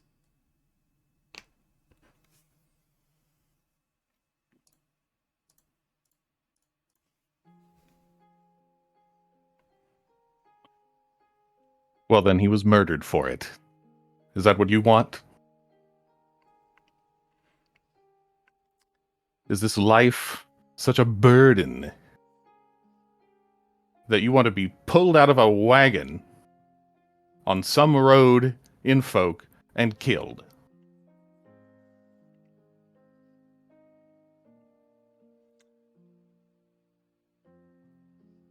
A sentiment I think you'll agree with, brother, is I'd rather die for something I believe in than live a life that is a lie.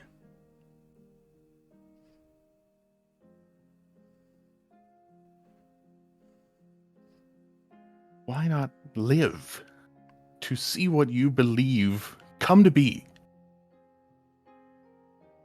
That is what I seek. Any fool can throw their life away.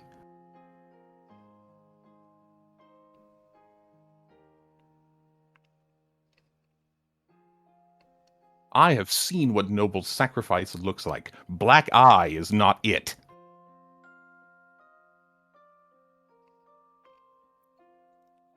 I think the problem with you, brother, is that you claim to know the difference.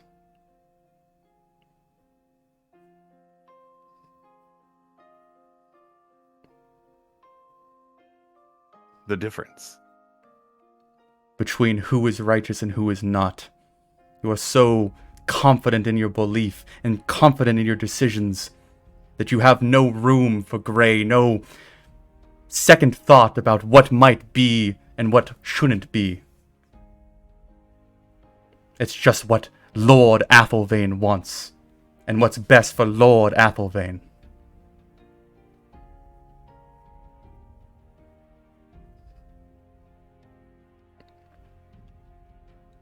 Everything is gray.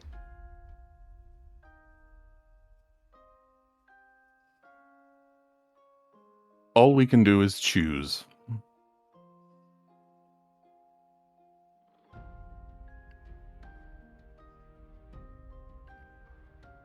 And if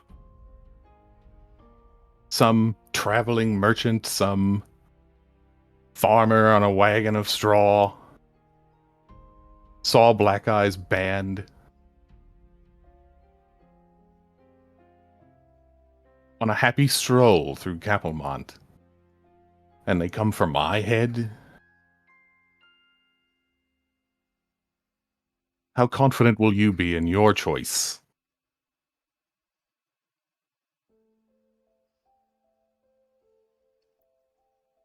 It was supposed to be dealt with before you arrived. I'm sorry, deeply sorry, that I included you.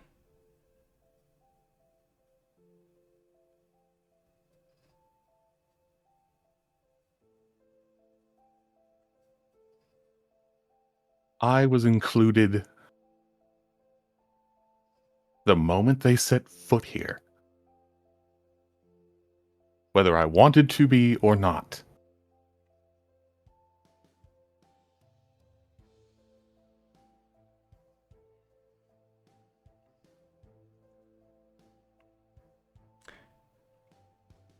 For what it's worth, you are right about one thing, brother. Neither of us are going to be happy about how this goes down.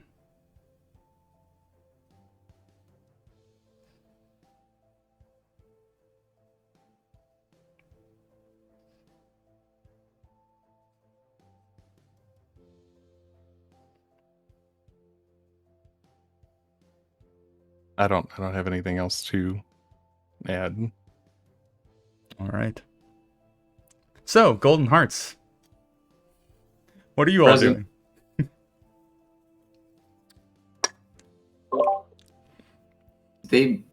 Did they just like ride off without us?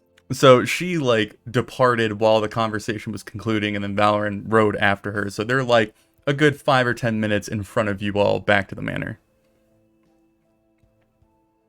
I guess it would just be me, Clay, and Decker. Well, that was the two orcs, I think, right? Yeah, I The imagine. half orc. Yeah, Ulam and Kador would be with you. Oh, yeah. Ooh. well, that was fun. I feel as if we may not have made the right choice, but time will tell. You may make them leave. Indeed.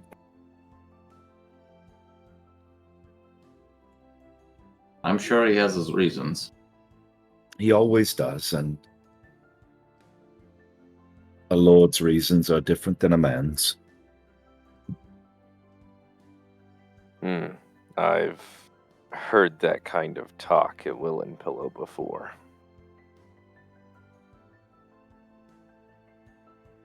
Well, I did tell him hopefully a safe route to the mountains. You did your best, though. That was very generous of you.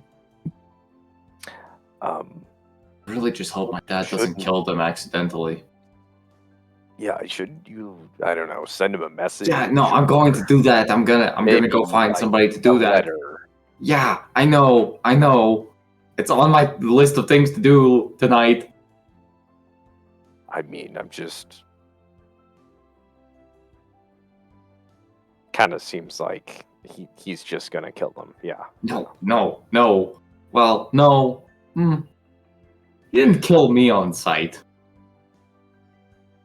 Well, There's by only all, so much more we can achieve tonight, but I think a drink would be doable.